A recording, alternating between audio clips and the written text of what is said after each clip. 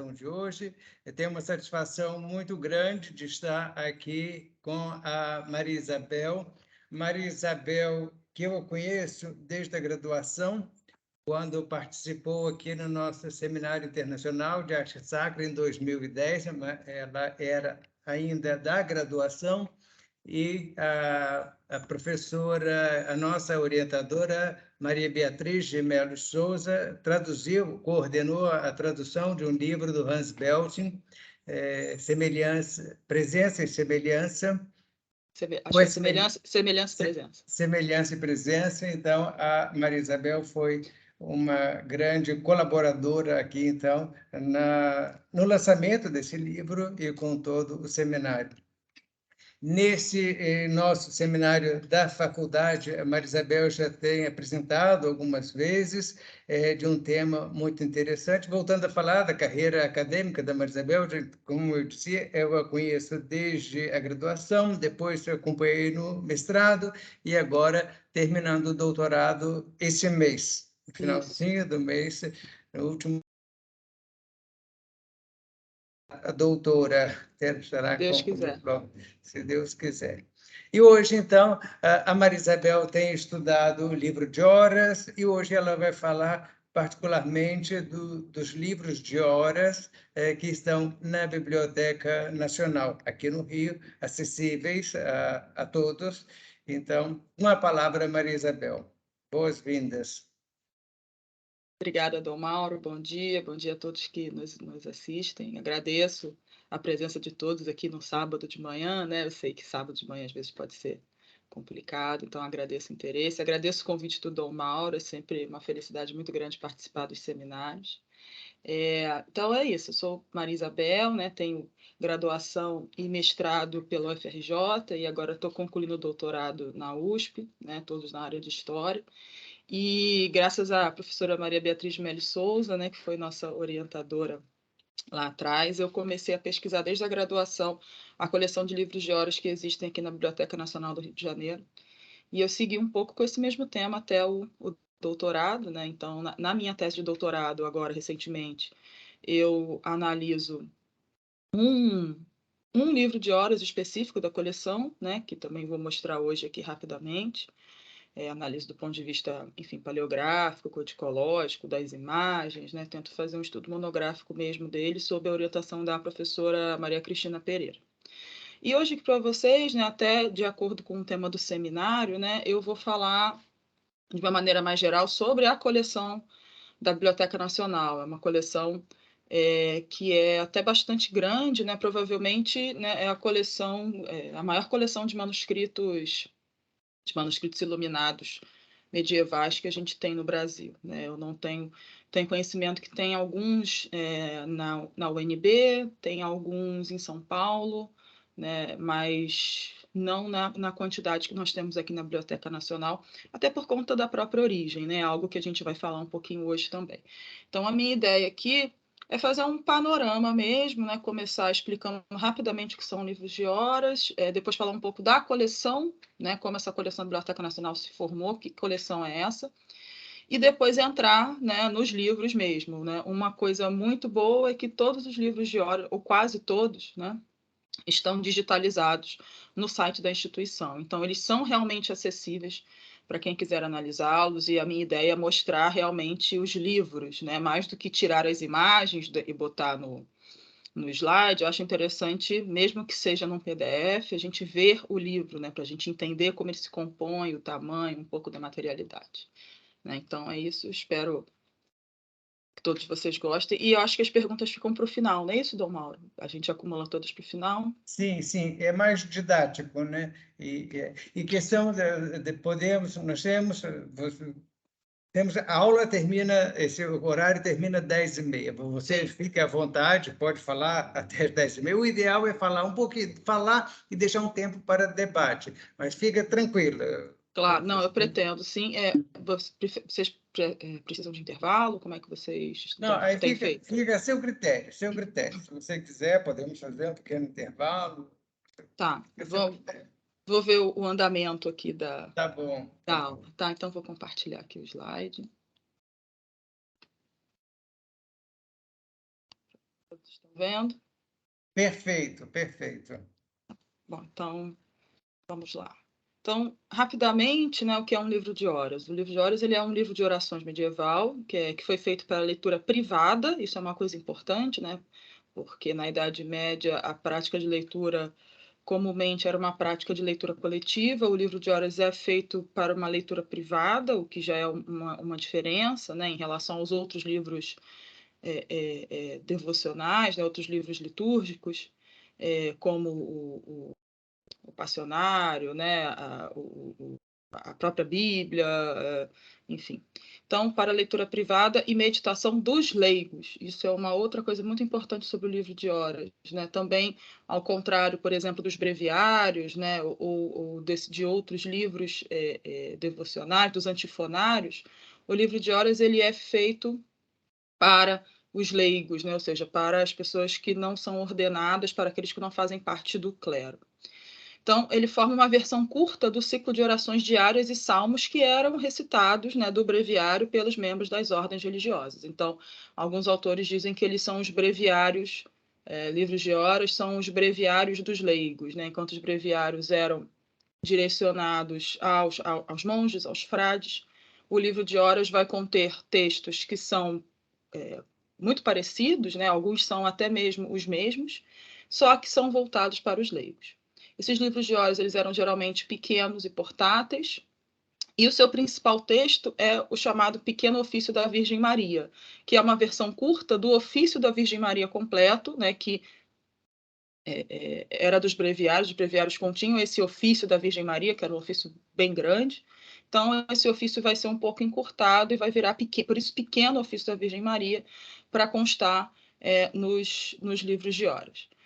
Então, a recitação desse ofício da Virgem é uma expressão da vontade dos leigos de imitar a vida de orações dos religiosos, isso mais ou menos ali no século XII, né, na virada do XII para o XIII, há uma grande um grande interesse dos leigos em tentar imitar um pouco, seguir um pouco essa vida de oração dos religiosos, e por isso o livro de horas vai fazer esse sucesso, né? Alguns autores dizem que é um livro que foi mais produzido, né, o grande período dos livros de horas é entre os séculos XIII e XV, principalmente, né? Então, alguns autores dizem que entre esses séculos, século XIII e XV, o livro de horas foi mais produzido até mesmo que a Bíblia, né? Porque se tornaram livros realmente populares. Claro, entendam aqui populares não no sentido de que era um livro acessível a todas as camadas da população, né? Era um livro acessível as camadas mais altas apenas da população, porque, como a gente vai ver aqui, né, era um livro que muitas vezes continha iluminuras, era um livro, obviamente, de uma confecção cara, mas, mesmo assim, entre as camadas mais altas da população, foi um livro que fez bastante sucesso. Então, era comum, por exemplo, que os livros fossem dados como presente de núpcias para esposas, né, de maridos para esposas, alguns casos de esposas para maridos. Eram livros que passavam, né, de mão em mão, de geração em geração. Então, a mãe morria, deixava como herança para sua filha, para o seu filho. Enfim, eles podiam ser usados também para alfabetização. Muitas vezes, né, dentro dessas altas classes, o livro de horas era o primeiro livro em que as crianças dessas classes teriam contato e muitas vezes começavam a aprender a ler ou, enfim, começavam algum tipo de letramento ou alfabetização através desses livros. Então, é um livro que se torna uma parte bastante interessante dessa vida religiosa, devocional, dessa população laica aí durante a Idade Média. Bom, rapidamente, então, qual seria o conteúdo desse livro? É importante a gente perceber que o livro de horas, muitos deles, nem todos, mas muitos deles, são iluminados. E apesar do conteúdo do livro de horas ele também não ser um conteúdo fixo, né? Ou seja, não é que existe uma regra, né? Ele pode conter qualquer texto, né? Uma vez que é um livro que é feito sob encomenda, então o proprietário desse livro ele tem liberdade para escolher, vamos dizer assim, o texto que ele quer que entre nesse livro, assim como tem liberdade para escolher qual é a iluminura, qual é a iconografia, qual é, né, a passagem, enfim, qual é a imagem que ele quer colocar naquele seu livro. Porém, né, quando você estuda, né, essa quantidade grande de livros, porque inclusive os autores dizem que foi o tipo de livro medieval que mais sobrou, né, em maior quantidade até nossos dias, as bibliotecas da Europa todas têm grande quantidade de livros de horas, dos mais diversos tipos, enfim, e de diversos lugares. Então, quando a gente estuda esse corpus, a gente vê que tem alguns textos e alguma iconografia que se repete com muita frequência, né? Que é comum que apareça nos livros de horas, e é um pouco isso que eu trouxe para vocês. Então, geralmente, o livro começa com um calendário. Esse calendário é um calendário litúrgico, que contém...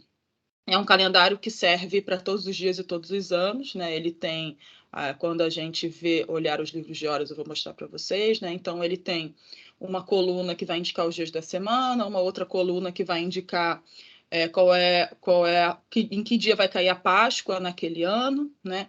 Ele tem também uma coluna e uma última coluna com os dias de santos, né? Então, as festas dos santos ou as festas mais importantes como Natal, Anunciação, Ascensão, enfim, tudo isso está marcado ali no calendário mês a mês. A iconografia, né, em alguns calendários a gente tem uma iconografia, aparecem duas iconografias, uma dos trabalhos dos meses, que seriam aqueles trabalhos, aquelas atividades que são propícias para cada mês, né? Então, por exemplo, nos meses de primavera e verão, a gente geralmente vai ver atividades feitas ao ar livre, né? Atividades da falcoaria, um piquenique, né? Nos meses mais frios, né, do inverno, a gente vai ver cenas internas, um banquete, né? Ou então a gente vai ver a preparação da Páscoa, matando os porcos para a ceia, enfim. A gente vai ver um pouco dessa iconografia também nos livros de horas da BN. As passagens dos evangelhos, né, que seriam realmente isso, né? Então, são passagens extraídas dos 4 evangelhos, e se tiver alguma iconografia, o que geralmente aparece são imagens dos 4 evangelistas. Essas duas orações, que são orações típicas, né? São orações que hoje já não são tão conhecidas, mas eram orações bastante populares na Idade Média, que é a oração obsecrota e a oração a intemerata,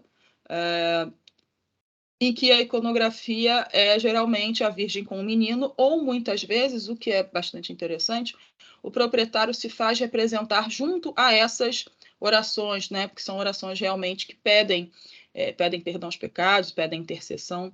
Então, isso é uma outra questão interessante, né? Os proprietários muitas vezes dão importância a que a sua imagem, né, o seu retrato apareça dentro do livro, ou seu brasão de armas, enfim, o seu estandarte, justamente realmente como uma marca de propriedade, né? Para marcar, esse livro pertence a mim, porque esses livros também são vistos, né? São como uma espécie de status, né? A mesma ideia de você possuir um pouco uma obra de arte, né? Ou possuir algo que é precioso, que é valioso, que nem todo mundo possui. Então você quer um pouco mostrar e deixar aquela sua marca, né? Então, depois a gente tem o chamado Pequeno Ofício da Virgem Maria, né? Que geralmente é um ofício bem completo, com todas as horas canônicas, né? As 8 horas canônicas. Então, a ideia é que em cada uma dessas horas canônicas, né, na abertura de cada uma dessas horas canônicas, a gente vai ter uma imagem que vai compor um ciclo iconográfico. E aí podem aparecer 2 ciclos iconográficos. O da vida da Virgem, que começa com a Anunciação, aí vai para visitação, natividade, apresentação, circuncisão, apresentação no templo, natividade, epifania, circuncisão, apresentação no templo, fuga para o Egito e a coroação da Virgem. Ou a Paixão de Cristo, mostrando aquelas cenas, né, mesmo da Paixão de Cristo. Esses ciclos vêm separados, e em alguns casos vêm juntos. A gente tem um livro na Biblioteca Nacional do Rio de Janeiro em que esses 2 ciclos aparecem juntos, né? Um no fólio verso e outro no fólio recto. A gente vai ver como é que eles se combinam. Depois a gente tem 2 ofícios curtos, que são o ofício do Espírito Santo, né, que são orações, então, que falam sobre os dons do Espírito Santo, e o ofício da cruz. São ofícios mais curtos, porque eles não têm a hora de laudes, e eles também, os próprios ofícios, as próprias orações em cada hora canônica, elas são menores, é uma quantidade menor de orações. E aí a iconografia seria uma imagem do Pentecostes para abrir o ofício do Espírito Santo, né? No Espírito Santo e na cruz não é comum ter uma imagem para cada hora canônica, é apenas uma imagem no início do ofício. Então, no ofício do Espírito Santo é o Pentecostes, no ofício da cruz é a crucificação. É interessante também a gente pensar um pouco no papel dessa iconografia, porque a gente vê que essas imagens, né, como eu estou falando para vocês, elas aparecem geralmente no início, quando o ofício ou quando determinado texto está começando. Então, elas servem um pouco como um marcador de página, né, ajudando a indicar, ó, aqui está começando um texto novo. Obviamente, elas servem também não como uma ilustração, mas elas adicionam conteúdo, né, elas adicionam significado ao próprio texto, né? Então, elas em si são uma narrativa própria que se combina, que completa, que complementa o texto, mas que também traz novos elementos para a compreensão desse texto.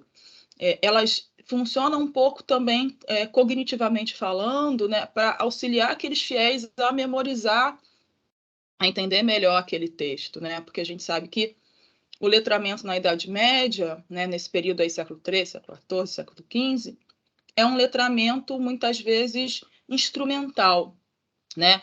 As pessoas sabem um pouco de latim porque vivem imersas nessa cultura do latim, das missas em latim, né, de escutar sempre, mas as pessoas não necessariamente sabem ler palavra por palavra, né? Mas elas têm alguma noção, né? Existia alguma noção do latim, e as imagens auxiliam nesse sentido do entendimento, auxiliam no sentido de ajudar também no que a gente chama da rememoração, né? Da interiorização daqueles conceitos, na própria meditação, vamos dizer assim, sobre aqueles mistérios, aqueles assuntos religiosos. Então, bom, também a gente, depois do ofício da cruz, teria os salmos penitenciais, que são 7 salmos, geralmente, eu não me lembro exatamente agora quais são, mas são 7 salmos, que falam um pouco sobre os pecados mesmo. E quem aparece no início dos salmos seria uma iluminura de Davi, né, do rei Davi, geralmente em penitência. O rei Davi é considerado o autor dos salmos, né, do livro dos salmos, por isso que ele aparece. Logo depois a gente tem as litanias, né, que seria o que a gente hoje conhece como ladainha. Então, é uma recitação até um pouco quase cantada, né? Então, você invoca o nome do santo e pede que ele ore por você. Então, Santa Maria Madalena, ora pro nobis, né? Ou seja, orai por nós. São João, rogai por nós. Santo Antônio, rogai por nós. E você repete Maria Isabel, isso como... Pois não? quando você terminar esse slide, você poderia tirar uma dúvida para mim, porque eu não queria acumular para o final, que eu acho que se realmente deixar para o final, a gente até perde raciocínio, que é muito pensamento, e a não ser que escreva. Quando você terminar esse A slide, brevidade, podia fazer uma perguntas pergunta? breves, não faz perguntas breves para economizar o tempo. Por favor, entra na pergunta. Vamos lá, então. Isso segue uma regra do calendário até orações de sufrágio? É uma regra? Uma regra, como assim uma regra? Tem que aparecer? Não, é como um pouco o que eu falei no início.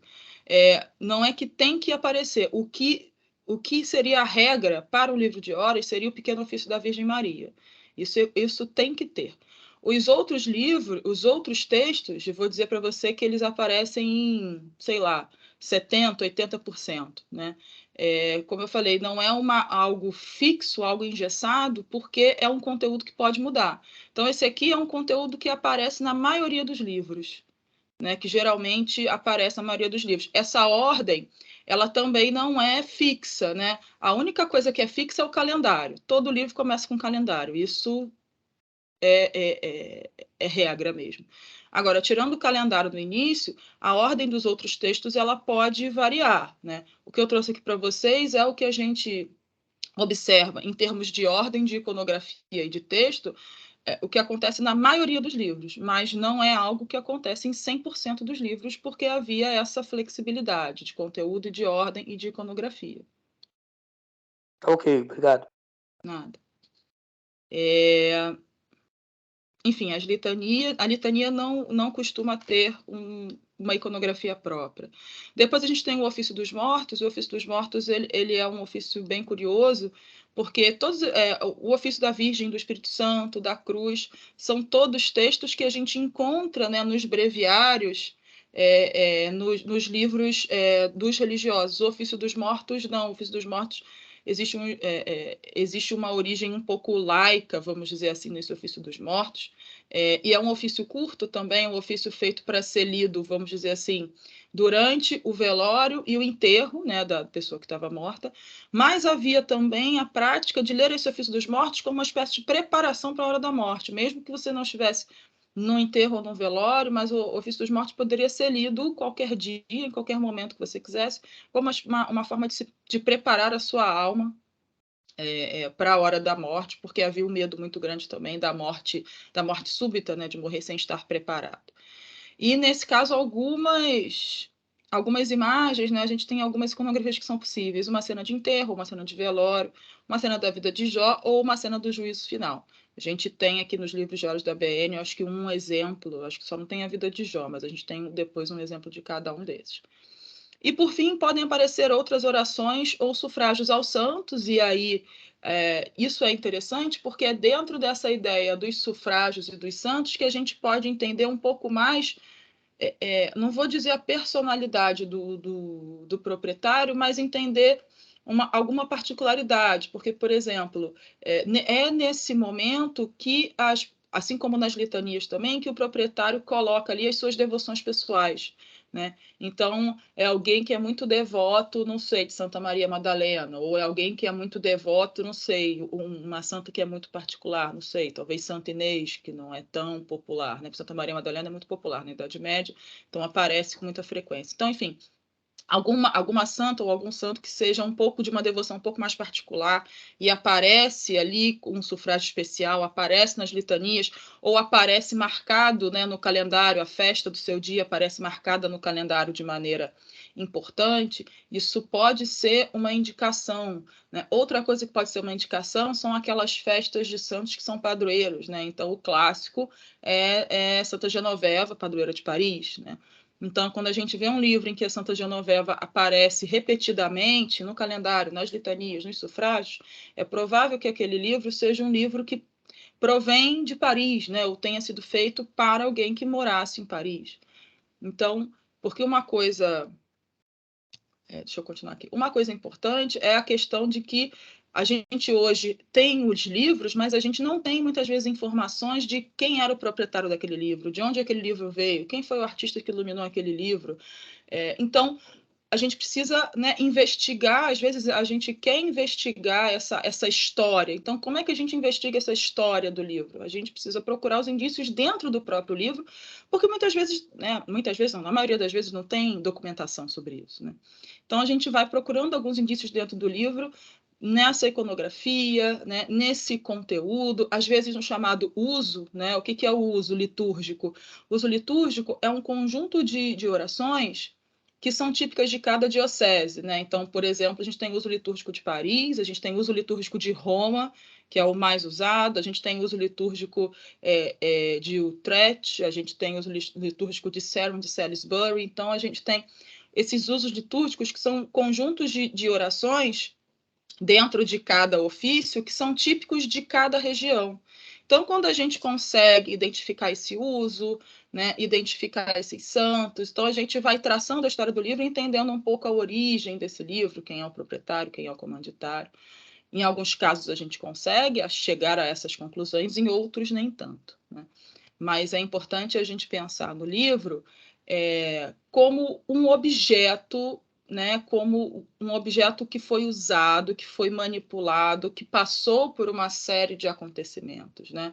Não pensar nesse livro só como algo no sentido de entesouramento, né, de uma obra de arte só, ou como algo que está muito acima, vamos dizer assim. Não, ele era um objeto que pertenceu a alguém, que foi feito por alguém, né, que teve uma vivência, uma história, e é importante a gente buscar esses vestígios dessa história do livro no próprio livro, né? Aqui eu trouxe para vocês, rapidinho também, alguns outros textos que podem aparecer. A Paixão, um texto, né, um trecho da Paixão segundo João. Esse texto aqui das Alegrias da Virgem é bastante comum, principalmente em livros franceses, né, que são Le Joie de la Vierge, as Alegrias da Virgem, 7 orações a São Gregório, os 7 versos de São Bernardo também são muito comuns em livros franceses. Eu peço perdão, estou falando de livros franceses porque são os que eu mais entendo, né? Mas não é apenas na França que esses livros eram produzidos, embora a França tenha sido um dos maiores mercados, né, para esses livros. Esses livros eram produzidos na França, eles eram muito produzidos também nos Países Baixos, né, em Flandres, na Inglaterra, na Itália, eram os mercados, né? Mas vamos dizer que na França e nos Países Baixos eram os 2 maiores mercados para livros de horas. Então, 7 versos de São Bernardo, 7 últimas palavras de Cristo, alguns outros ofícios, né, como o ofício da Paixão, o ofício de São João Batista, o ofício de São Jerônimo, enfim, e algumas outras orações que também podem aparecer. Bom, em termos de conteúdo, é um pouco isso. Como eu falei, não é algo fixo, né? A gente pode encontrar outras orações, outros conteúdos no livro. Então, é um pouco muito de estudar caso a caso, né? Esse aqui vamos dizer assim, é um fio condutor que eu trouxe para vocês, né? Isso seria um fio condutor, mas de nenhuma maneira isso é engessado ou isso é fixo, certo? Bom, então, como eu falei, a minha ideia era apresentar os livros de horas de uma maneira um pouco mais rápida, porque, né, eu já venho falando sobre essa questão básica dos livros de horas há muito tempo. A minha ideia agora é focar mesmo na formação da coleção e nos próprios livros, até porque conforme eu for abrindo os livros, eu acredito que vocês vão entender melhor aqueles slides iniciais, né? Então, entrando agora um pouquinho mais especificamente no tema, né, da minha palestra. Como é que a coleção da Biblioteca Nacional do Rio de Janeiro ela foi formada? Ela foi formada a partir da Real Biblioteca Portuguesa. Então, em 1735, foi feito um levantamento nessa Real Biblioteca Portuguesa, né, que estava lá em Portugal, com os reis de Portugal, e havia 60 mil exemplares. Né? Foi o rei Dom João V foi um grande responsável por aumentar, por expandir, né, por formar essa coleção. Então, em 1735, foi feito um levantamento de que havia 60 mil, mais ou menos, né? Esses dados eu estou pegando do livro da Lilia Schwartz, A Longa Viagem da Biblioteca dos Reis, que é um livro que ela dedica à Real Biblioteca.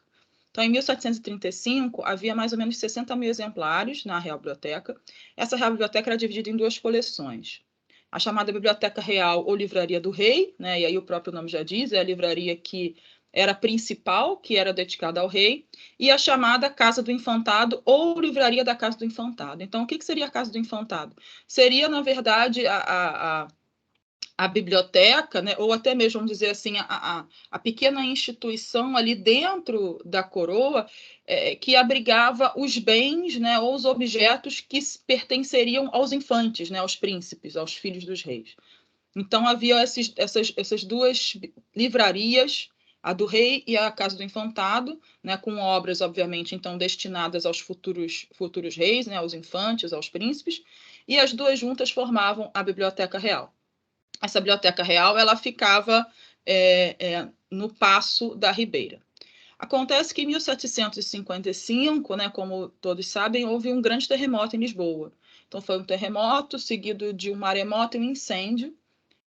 Esse cataclisma, né, como eles chamam, destruiu Lisboa e destruiu o Paço da Ribeira, que era onde ficava a Real Biblioteca. Né? Então, a Real Biblioteca foi praticamente toda destruída. É claro que alguma coisa sobrou, mas hoje é um pouco difícil a gente descobrir exatamente o que foi que sobrou, né, dessa época. A questão é que depois que tudo foi reconstruído, né, inclusive a Real Biblioteca saiu do Paço da Ribeira e foi para o Paço da Ajuda,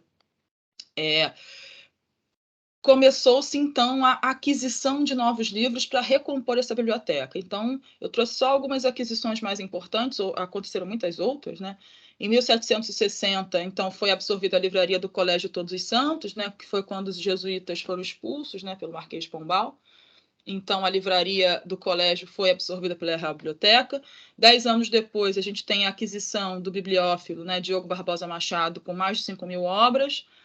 E em 1793 a gente tem a aquisição da coleção do Conde da Cunha, com mais de 1.000 obras, fora os emissários, né? Havia, né, o rei Dom Manuel I também fez uma grande, depois um pouco a Dona Maria I, vai fazer uma grande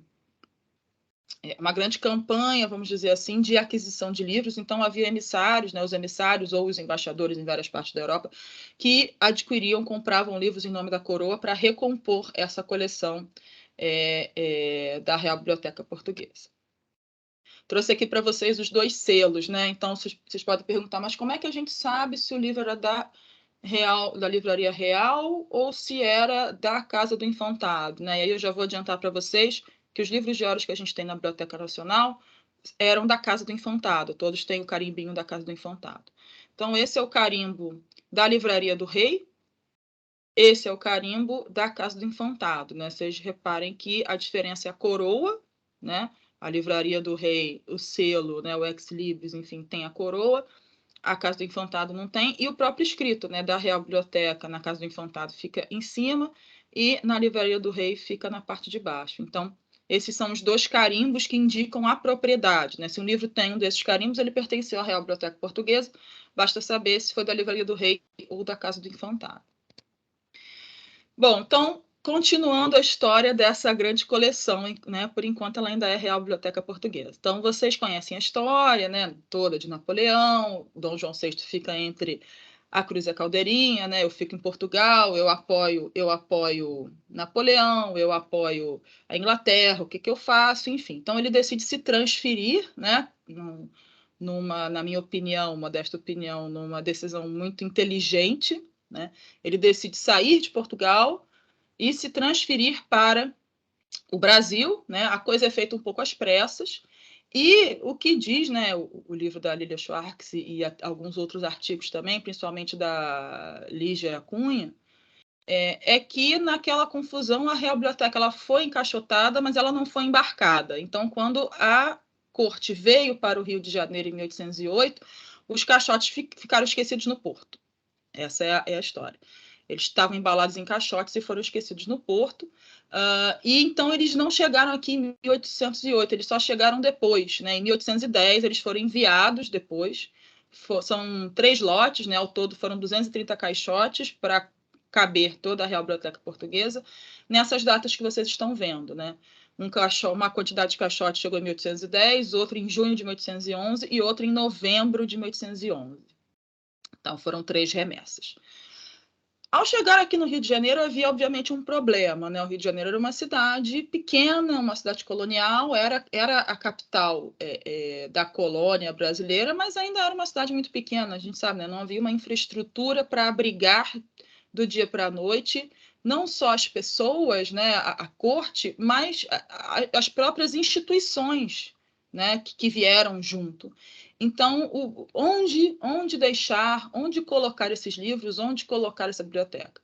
Então, num primeiro momento, esses livros foram alocados no Hospital da Ordem Terceira de Nossa Senhora do Monte do Carmo, que ficava ali mais ou menos onde hoje é a Praça 15, onde tem a igreja, né, da Ordem Terceira de Nossa Senhora do Monte do Carmo. O hospital ficava mais ou menos ali.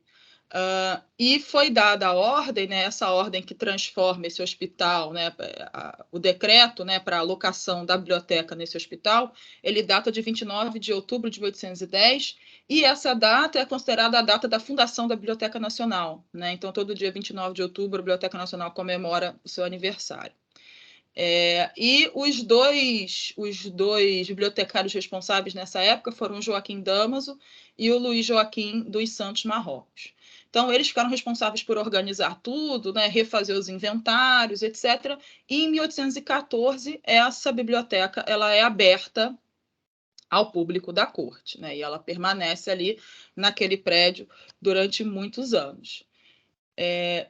Mais aquisições se seguem, né? Já aqui no Brasil, em 1815, a aquisição dos volumes de Manuel Inácio da Silva Varenga, em 1818, mais de 6.000 volumes, né, do Conde da Barca, e esse acervo permanece crescendo, né, alocado ali no hospital. Depois foi até construído mais um andar no hospital para poder abrigar a biblioteca, enfim.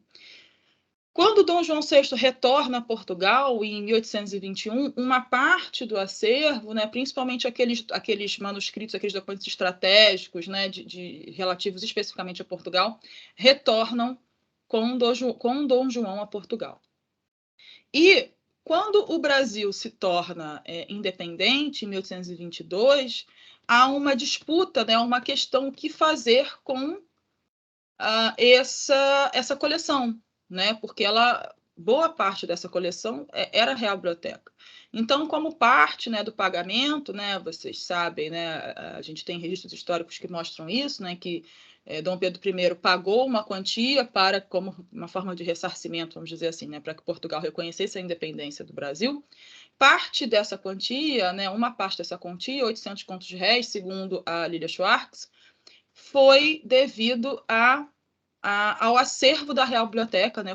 Vamos dizer assim, foi o preço, foi o custo da Real Biblioteca para que a Real Biblioteca permanecesse aqui. Então, o início, né, a formação da Biblioteca Nacional, a coleção da Biblioteca Nacional, ela vem, né, ela tem origem nessa Real Biblioteca. É claro que hoje a Biblioteca Nacional é muito mais do que a Real Biblioteca, né? Ela abriga muitos outros livros, né, os jornais, publicações, enfim. Hoje ela é muito mais do que a Real Biblioteca, mas ela começa com essa origem, né, ela tem essa origem. E mais especificamente, no nosso caso, os livros de horas eles estão na chamada divisão de manuscritos.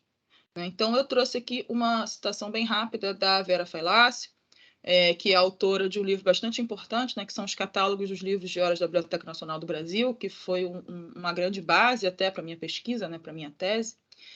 A Vera foi ex-chefe da seção de manuscritos, né? Ela estudou essa coleção de manuscritos também. Então, sobre a divisão de manuscritos, mais especificamente, ela diz que surgiu como complemento do acervo da Real Biblioteca, Livraria do Rei e Casa do Infantado, com aproximadamente 1000 códices, manuscritos e avulsos, muitos dos quais de uso privativo de Dom José I e Dom João VI. Eram papéis e documentos oficiais escritos pelo próprio Damaso, né, que era o bibliotecário responsável quando a biblioteca chegou aqui, sobre a administração da Real Biblioteca. Seus primeiros administradores designaram o depósito de manuscritos como arquivo, depois como gabinete. Já terminando o período imperial com a organização administrativa da biblioteca pelo decreto 6.141, passou-se a denominar segunda seção manuscritos. Na República, em meados do século XX, passa a se chamar seção de manuscritos e divisão de manuscritos, que é como é chamado até hoje. Então, os livros de horas que a gente vai estudar aqui, eles estão todos na divisão de manuscritos da Biblioteca Nacional do Rio de Janeiro, certo? Então, vão anotando as dúvidas aí sobre esses assuntos. Eu sei que imagino que eu deva ter muitas dúvidas, né? Mas, enfim, como a gente tem 2 horas, eu não posso me alongar muito, porque eu quero realmente mostrar os livros a vocês. Vão anotando as dúvidas que depois a gente fala e eu volto nos slides se for possível, tá? Então, vamos lá a coleção em si, né? Que coleção é essa? Bom, a gente tem 4 livros de horas. Primeiro, é importante dizer que todos são manuscritos, né? Todos esses que eu estou falando para vocês, eu acho que até tem um impresso, mas eu estou tratando aqui dos livros manuscritos. São todos livros manuscritos, são todos livros medievais, né? A maioria desde o século XV. Então, a gente tem 4 livros de horas que têm o carimbo da Real Biblioteca, todos eles da Casa do Infantado, ou seja, 4 livros que a gente tem certeza que pertenceram à Real Biblioteca, que vieram, que provavelmente vieram com a família real, chegaram aqui em 1810. Que livros são esses? Né? 51001, 51016, 51019 e 51022. Uma observação sobre esses números. Tá? Na verdade, esses números eles não são os números de registro desses manuscritos. Né? Esses manuscritos eles têm 2 números. Um número de registro, quando eu abrir vocês vão ver, né, que é um número grande e tal. E esse número que eu estou usando para vocês, porque é o número que é mais usado lá dentro da Biblioteca Nacional, que na verdade é o número da localização deles. Esses livros eles ficam no cofre da seção de manuscritos e eles têm, esse é como se fosse o número de localização dentro do cofre.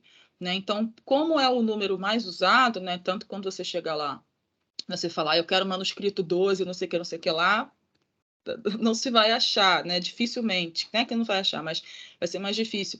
Eles são mais conhecidos, né? Essa numeração é a mais usada, que é a numeração da localização. Então, por isso que Inclusive, é a que a Vera usa no próprio catálogo. Então, é por isso que eu adoto essa numeração também, mas é só para vocês saberem que esse não é o número de registro dele na instituição. Bom, então, 51001, o 16, o 19 e o 22. Né? Já estou íntimo, eu já chamo pelo apelido, né? 1, 16, 19 e 22. Mas, além desses 4 que tem o carimbo da Real Biblioteca, da Casa do Infantado, a gente tem mais 4 livros de horas que não têm o carimbo da Real Biblioteca, ou seja, provavelmente foram adquiridos depois, né, em algum momento depois que já não era mais, né, ao longo do século XIX, século XX, enfim, que já não era mais Real Biblioteca. Também são 4, né, o 10, o 20, o 23 e o 28. Alguns a gente tem o registro, né, uma carta que mostra de quem que veio, de onde foi adquirido, outros não temos. Então, esses 8 estão digitalizados. A gente vai ver aqui esses 8, vou mostrar os 8 para vocês. Estão todos digitalizados, né? Eu tenho também os links, depois quem se interessar eu posso até colocar no chat os links desses 8 livros, perdão. Além desses, a gente tem alguns outros códices na própria seção de manuscritos. Um breviário de Cluny, que é o 5001027, que não está digitalizado. Um saltério para uso de Utrecht, que é o 5114001, que também não está digitalizado. E um outro saltério, esse está digitalizado, que é o 500319. Né? Esse a gente consegue e também está digitalizado no site da BN. Então, vocês veem que eu também tenho ele aqui, também tenho o link, depois eu posso passar para todos vocês. Então, percebam que é uma coleção bastante grande, né? 8, 9, 10, 11. Então, a gente tem 11 livros, manuscritos, iluminados. Nem todos são iluminados, né? Mas a maioria deles são. Então, é a maior coleção de manuscritos medievais, né? A gente tem alguns no Arquivo Nacional também, eu descobri há pouco tempo, são 4. A gente tem 4 livros medievais, né? Livros Atenção, não estou falando de manuscritos avulsos, né? Estou falando de livros, né? Livros, manuscritos medievais. Na Biblioteca Nacional, aqui na Biblioteca Nacional a gente tem esses, né? Esses livros. No Arquivo Nacional a gente tem mais uns 4. Em São Paulo, se eu não me engano, em coleções particulares, a gente tem uns 2 ou 3. Eu tenho até um colega que estuda um livro de horas numa coleção particular lá de São Paulo. Na biblioteca da UNB, a gente tem, eu acho, fragmentos, a gente não tem livros completos, né? Então, eu estou novamente chamando a atenção disso, porque eu acho que isso é uma coisa bastante importante, né? É uma coleção grande, né? Se a gente pensar que a gente está no Brasil, é uma coleção bem grande. E é uma coleção pouquíssimo estudada. A maioria das pessoas não conhece essa coleção quase não é explorada, quase não é estudada. Eu vou mostrar aqui alguns estudos que tem sobre esses livros. Mas eu acho que é muito importante falar disso, porque isso faz cair um pouco, né, aquela ideia de que não é possível estudar história medieval no Brasil, as fontes não estão aqui, etc, etc. Bom, nós temos fontes, né? Nós temos fontes medievais aqui no Brasil, aqui no Rio de Janeiro, e são acessíveis, né? Porque quase todos eles estão digitalizados. Então, acho que é importante dizer e divulgar isso justamente para ajudar na divulgação desse estudo de história medieval no Brasil, ou desse estudo mesmo, né, do ponto de vista litúrgico, devocional, religioso da Idade Média. É possível fazer isso aqui no Brasil sem precisar, né, com as fontes à mão, né, sem precisar necessariamente recorrer a uma biblioteca, ir até as fontes na Europa. É possível fazer isso com fontes aqui no Brasil. Enfim. Bom, algumas publicações, então, sobre essa coleção. Né? Também percebam que quase todos esses livros estão digitalizados. Né? Eu tenho aí todos os links, depois também posso passar para vocês. Vocês estão me ouvindo ainda? Que eu não vejo vocês, está tudo calado. Sim. Perfeitamente, Marisabel. Eu até desliguei a câmera também, desliguei o microfone, porque aqui estou do lado do aeroporto, sempre sai aqui, faz uma barulhada tremenda. Sim. Então, mas está ótimo. Obrigada. É só pelo que eu falei, né? Eu não vejo nada, eu só vejo a minha tela, então às vezes a gente fica sem saber, né? Às vezes a gente pode. Não, e a gente pode ter caído e não sabe, né? Porque. Não, enfim. sim. E essa questão de. É exatamente isso. Você não sabe se você está falando sozinho ou se está falando para um público. Mas exatamente. Está Tá. bem. Obrigado. Obrigada. Por isso que eu prefiro tirar as dúvidas na hora do que ao final. Ao final acumula muita coisa, a gente acumula o raciocínio e tem até que anotar. Eu prefiro tirar na hora. Mas querem tirar no final, tudo bem. Vai anotando aí, no final a gente tira as dúvidas. Então, quais são as publicações principais, né? Eu separei porque a gente tem publicações que falam de toda a coleção e tem publicações específicas sobre cada um dos livros, né? Então, eu separei. Aqui são publicações que tratam da coleção como um todo. Mas vocês vão reparar que a maioria delas são catálogos, né? Ou seja, é algo ainda pouco analítico, vamos dizer assim. É mais uma catalogação, né? Uma amostra das principais características. Nenhum desses trabalhos que eu estou mostrando aqui para vocês, exceto do Damião Berge, eu já vou falar por quê, é um trabalho realmente analítico que vá a fundo, investigue realmente cada um dos códices, né? Bom, então, a primeira publicação que a gente tem sobre a coleção é um catálogo, né, feito pelo João de Saldanha da Gama, que era bibliotecário, né, que era o bibliotecário da seção de manuscritos na época, chamado Exposição Permanente dos Cimérios da Biblioteca Nacional. É um catálogo de 1885, em que ele vai fazer, como eu falei, descrições gerais, né? Livros de horas, tantos folhos, tal tamanho, não sei quantas iluminuras, né? Uma coisa bem, bem rápida. É a primeira publicação que a gente tem e ele não inclui todos. Eu acho que, na verdade, nenhuma dessas publicações inclui todos esses aqui, né, que eu estou mostrando para vocês. Inclui a maioria, mas não inclui exatamente todos. Depois, né, eu separei elas por data de publicação, tá? A gente vai ter na verdade, não é uma publicação, isso é importante dizer. O Damião Berge, ele era um frei, né, do convento de Santo Antônio, aí no centro da cidade, no Rio de Janeiro, e ele vai fazer um estudo chamado Livros de Horas Manuscritos Iluminados da Biblioteca Nacional do Rio de Janeiro. Esse estudo ele nunca foi publicado, né? É um estudo enorme, ele está todo datilografado, vocês podem ver aí, tem 609 folhas, né? Uma pasta enorme assim, né? Consultei ele várias vezes na Biblioteca Nacional, ele está todo datilografado. E nesse estudo, na verdade, é um estudo em que ele vai se dedicar, na maior parte do texto, a analisar um livro só, que é o livro 1001, e no último capítulo ele vai fazer análises sobre os outros livros, né? Mas, assim, é um estudo maravilhoso, é um estudo completo, porque é um estudo em que ele trata muito da questão litúrgica, devocional, religiosa. Então, ele fala dos santos, das devoções, né? Ele identifica, a gente vai ver que o livro 51001, ele é muito particular, porque ele tem uma iconografia assim, toda a imagem toda a iluminura de meia página tem 4 medalhões nos cantos, cada um com um santo diferente. Então, assim, é uma enormidade de santos, né, que é muito difícil hoje para a gente identificar. O Damião Berge identifica todos eles. Então, realmente é um estudo assim maravilhoso. Infelizmente nunca foi publicado, né? Ele faleceu antes de publicar. Ele diz na carta que foi uma encomenda, né? Ele diz assim: o nome, ele diz isso na carta, o nome da pessoa que me encomendou aqui não vem ao caso, mas foi um grande estudioso português que disse que tem interesse em publicar, então eu estou fazendo esse estudo, enfim. E, na verdade, tem uma cópia que foi para um convento em São Paulo, que agora eu esqueci o nome.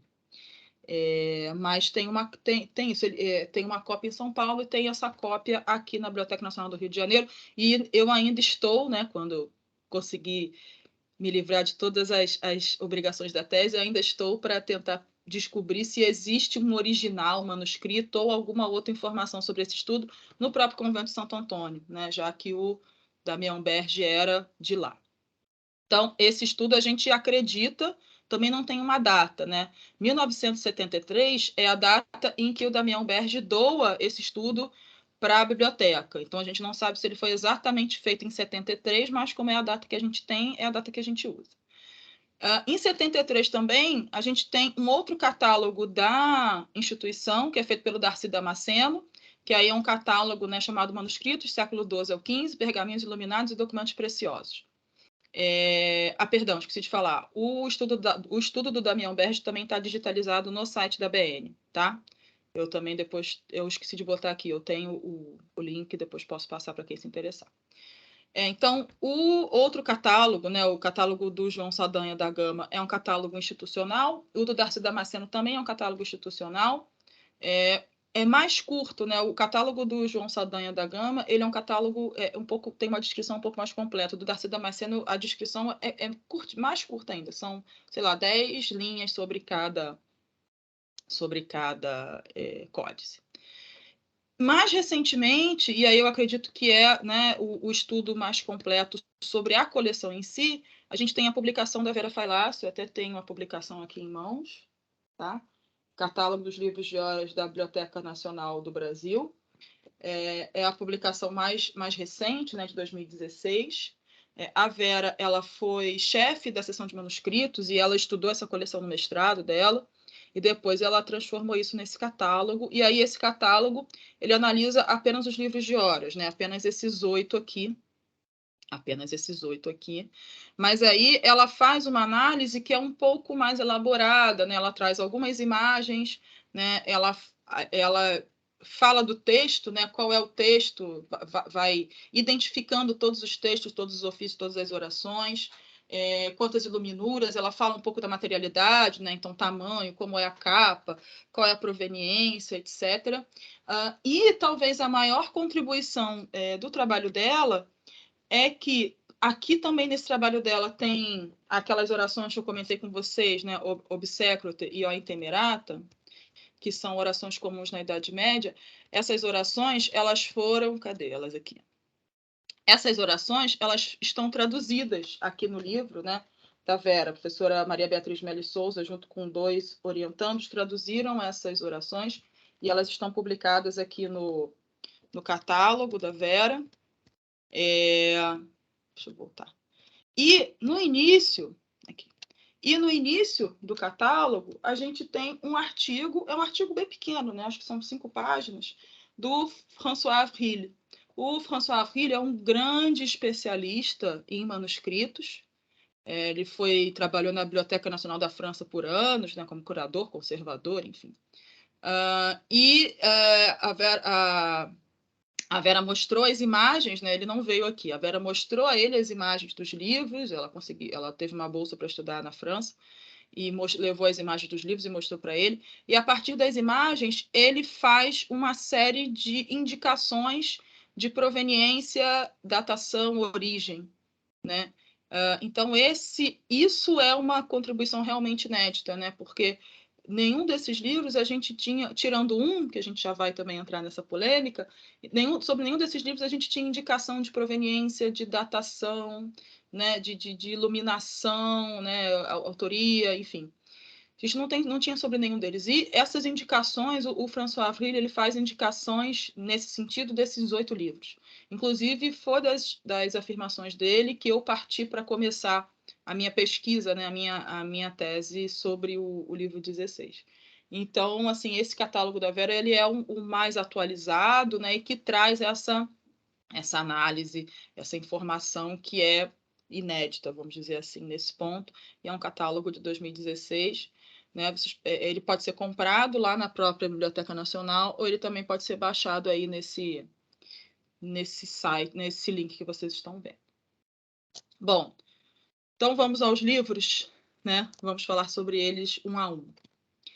Então, vou começar pela ordem, né? Então, o primeiro livro é o 51001. Ele é considerado a joia da coroa, e vocês já vão ver por quê, tá? Ele é um livro que tem uso de Ceron de Salisbury, mas a origem dele é Bruges. Ele tem uma datação de mais circa 1460, texto em latim, letras góticas em vermelho e marrom.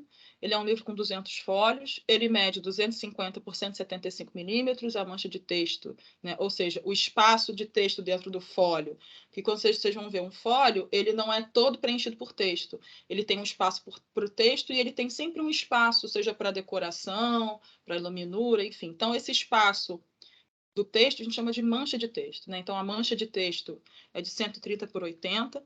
A encadernação dele já não é original, né? Uma encadernação feita em pergaminho no século XIX. E ele tem um carimbo, né, da Real Biblioteca Portuguesa da Casa do Infantado. Então, além de todas essas publicações aqui que vocês estão vendo, né, em que o 50.1.1 ele consta, existem mais 2 publicações específicas sobre ele. Uma delas é a do Damião Berge, e aí essa é publicada. O Damião Berge faz um artigo, né, nessa revista Verbo. O Damião Berge faz um artigo nessa revista Verbo, em 45, sobre esse livro de Horus 51.001, que é como se fosse um pequeno um pedaço, né? Ele retira um pedaço desse estudo aqui maior e publica nessa revista. Isso não está digitalizado, né? Isso realmente tem que ir até a Biblioteca Nacional para conseguir. E, recentemente, em 2011, a professora Vânia Frost, da UF, publica um artigo nos Anais da Biblioteca Nacional, falando também sobre esse livro de Horus, o 50.1. O artigo se chama O Livro de Horus de Dom Fernando, Maravilha para Ver e Rezar. Esse livro, gente, ele é a joia da coroa, né, entre aspas, não só por ser o mais rico, é o que é mais iluminado, enfim, é o que é mais diferente em termos de iconografia, mas ele também tem uma polêmica, ele envolve uma grande polêmica, né? O conteúdo dele, vocês estão vendo aqui, né? Ele é um livro que tem muitos textos diferentes. Ele tem as 15 orações a Jesus Cristo, ele tem o ofício das chagas, ele tem 7 orações ao Nosso Senhor, ele tem 15 salmos graduais, né? Ele tem a encomendação das almas, o saltério da paixão. Então, é um pouco que eu falei lá no início, né? Se vocês olharem para cá, vocês vão ver que aqueles textos padrões que eu coloquei para vocês, todos estão aqui: Horas da Cruz, Horas do Espírito Santo, Horas da Virgem, Ofício dos Mortos, mas não estão necessariamente naquela ordem, e tem muito mais coisa aqui, né? Muitos outros textos que não estão dentro daquele padrão. Então, é por isso que a gente fala, aquilo não é fixo, aquilo não é rígido, né? Aquilo é flexível, aquilo é só um fio condutor. Então, aqui vocês estão vendo todo o conteúdo dele, é um livro bem rico.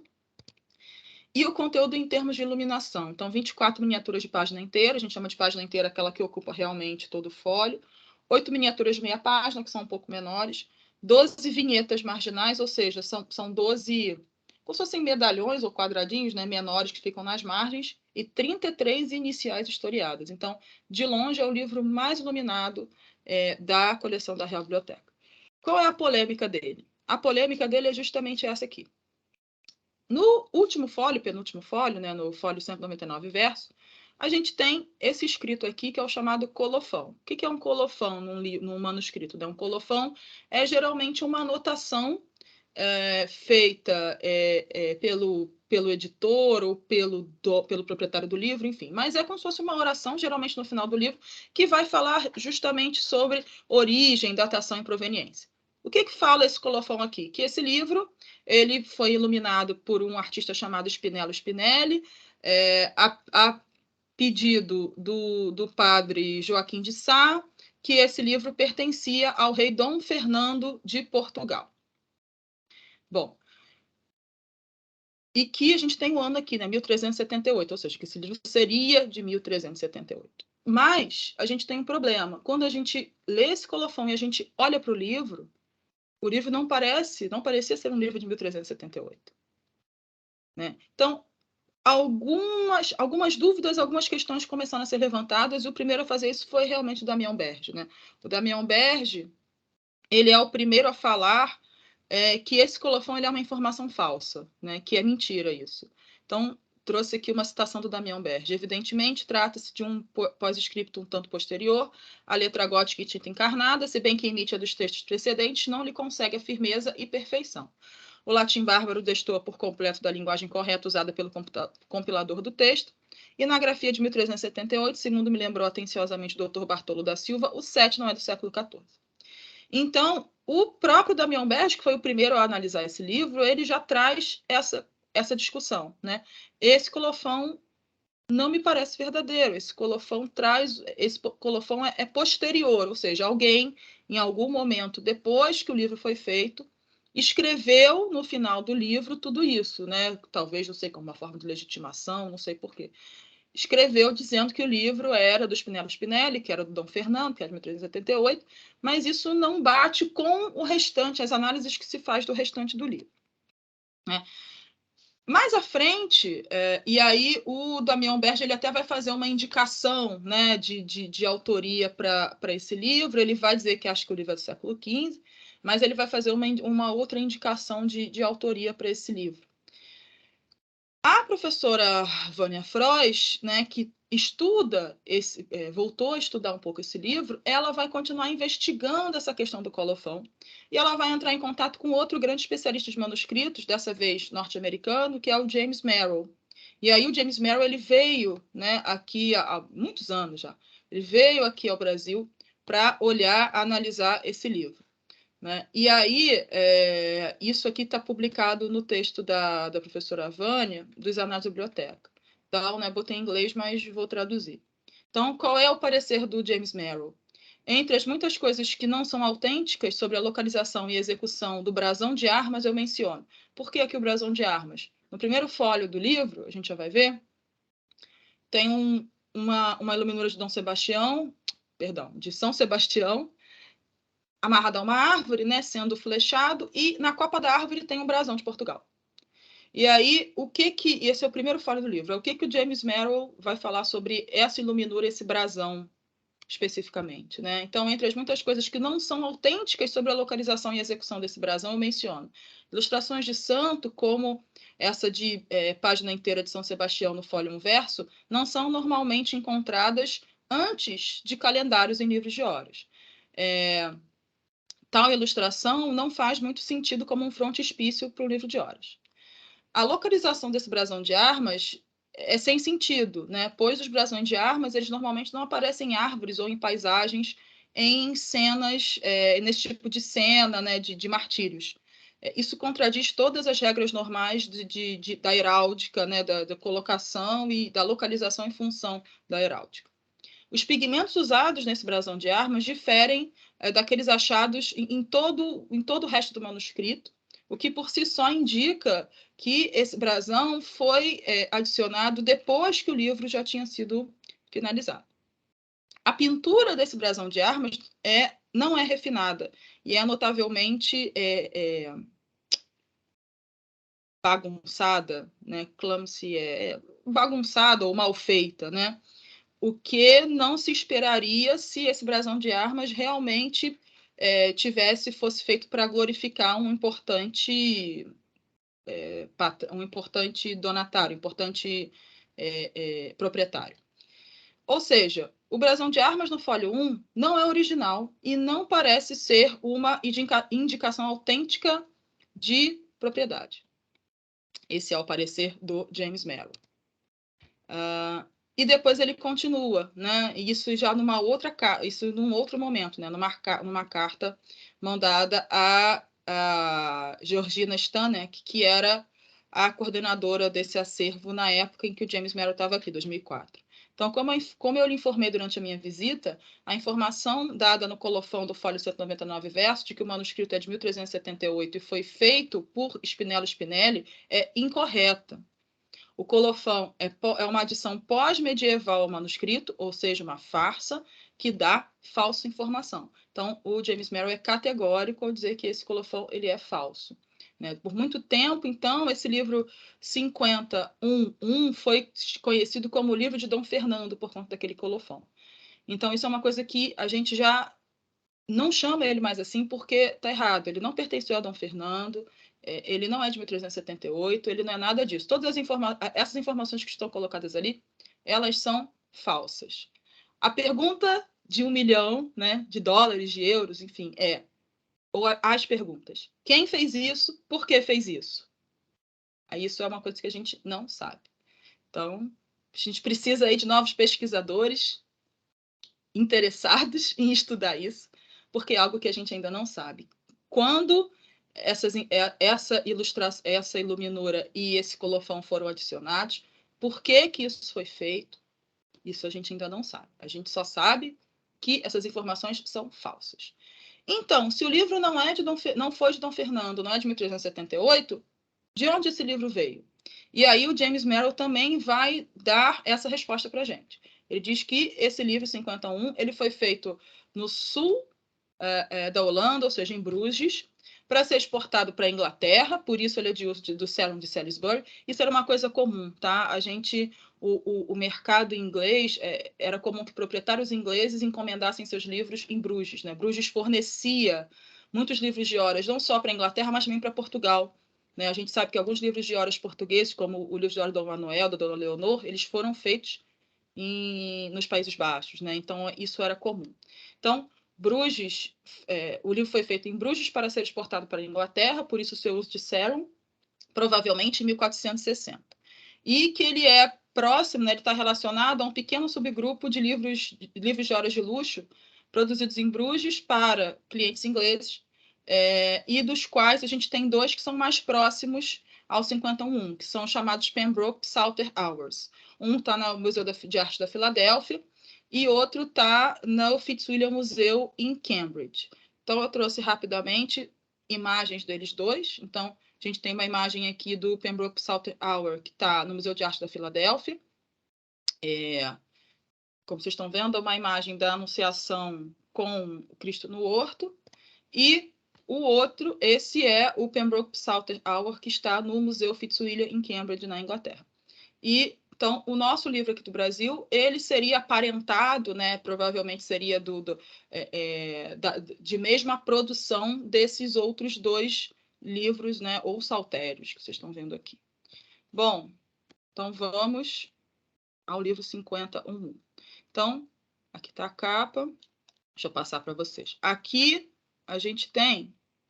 Deixa eu ver se eu consigo botar a visualização na tela inteira.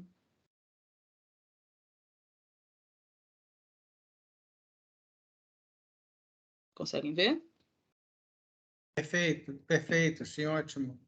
Então, aqui a gente tem o fólio 1 verso, que é justamente que é um dos alvos da discussão do James Merrill, né? Então, a gente tem a iluminura do Martírio de São Sebastião, ele flechado, e aqui o tal do brasão, que o James Merrill disse que é totalmente falso, né? Que está no lugar errado, que não se coloca brasão voando em cima da copa de árvore, que a cor, o vermelho é diferente, que ele é um brasão mal feito, não é bem executado, né?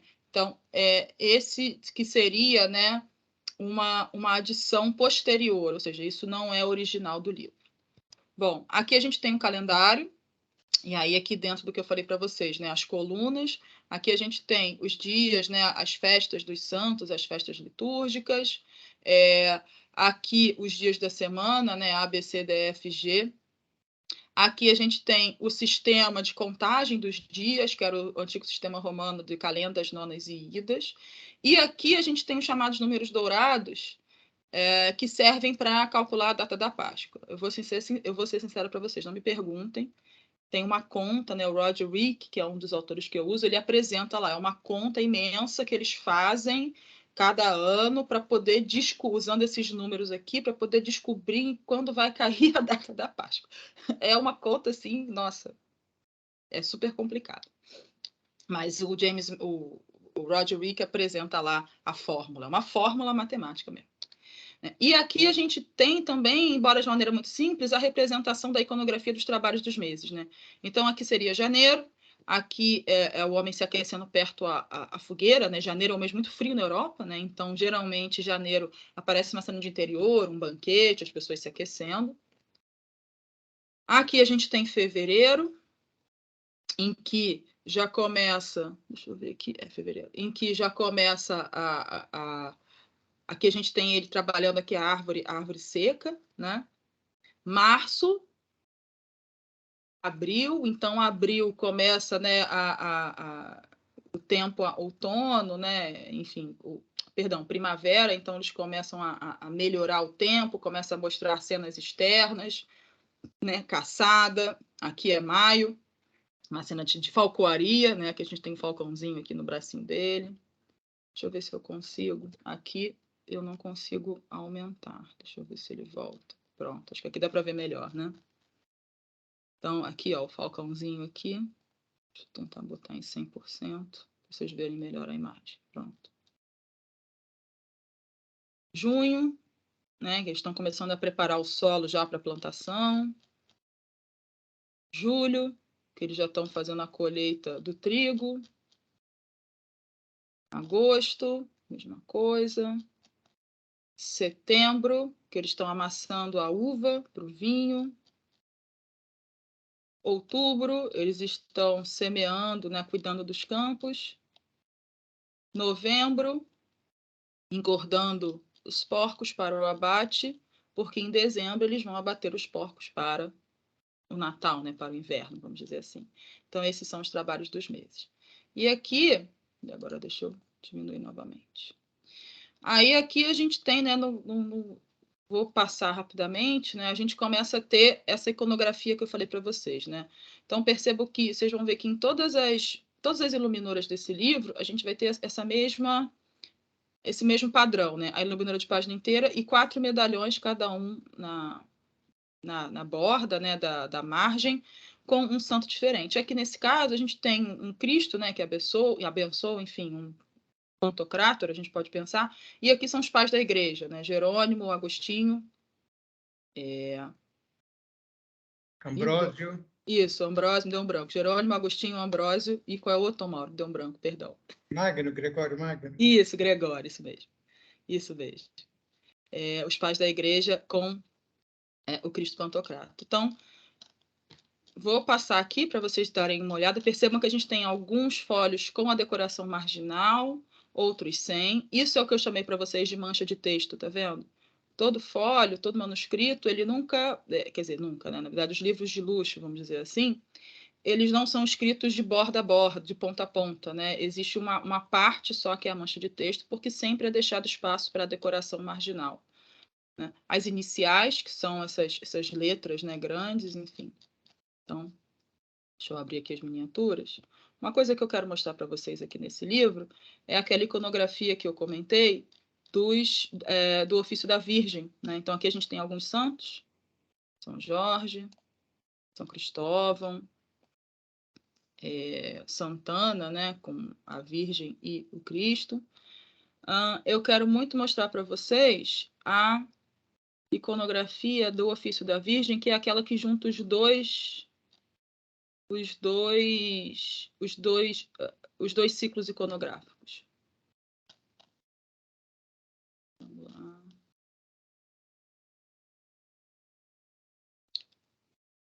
Bom, então, aqui,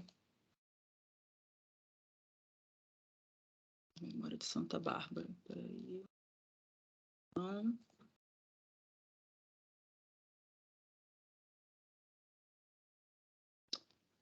isso a gente ainda tem esse problema. Essa digitalização aqui, ela não está completa. Só um momentinho, gente.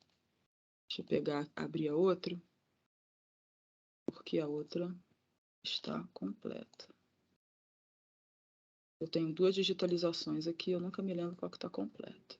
Acho que essa aqui. Então, vai aparecer. Ali não está aparecendo a anunciação. Agora aqui. Aquela que a qualidade daquela está melhor. Vamos lá. Aqui. Então, aqui a gente tem a anunciação, né? No caso aqui, ó. Pronto. Então, como é que esse livro ele vai conjugar, como eu falei para vocês, aqui eu vou botar em página inteira.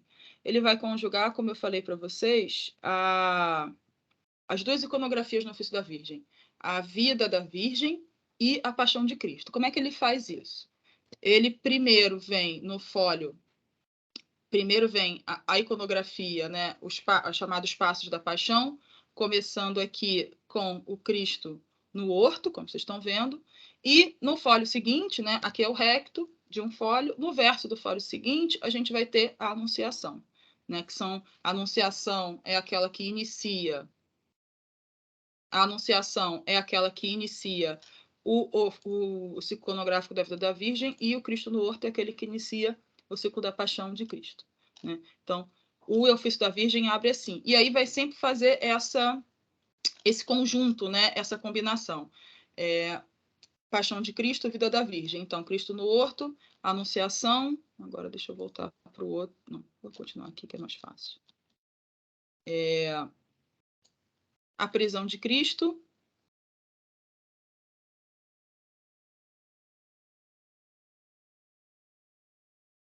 A prisão de Cristo e a visitação.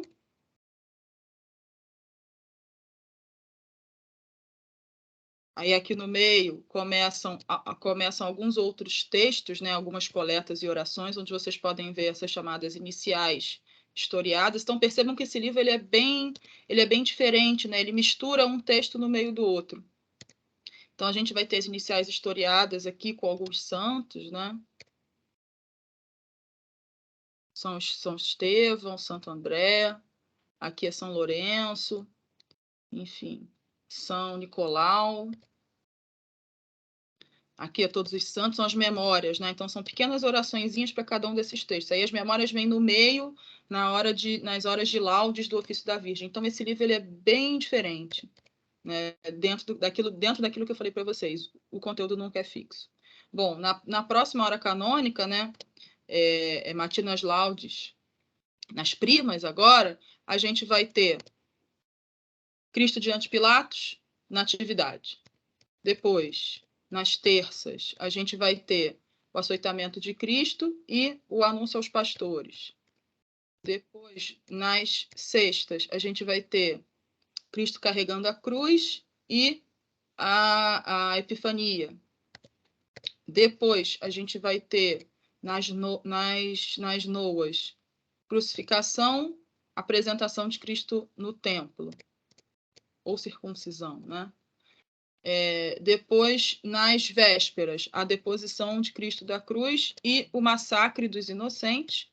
E nas completas, a gente vai ter o sepultamento e a fuga para o Egito, né? Então, é assim que, quando o ofício, né, no ofício da Virgem aparecem as duas iconografias, elas aparecem assim, uma do lado da outra, né? Então, a gente vai ter aqui outra iconografia diferente que a gente vai ter aqui nesse livro, é que ele tem uma imagem do juízo no ofício dos mortos, né?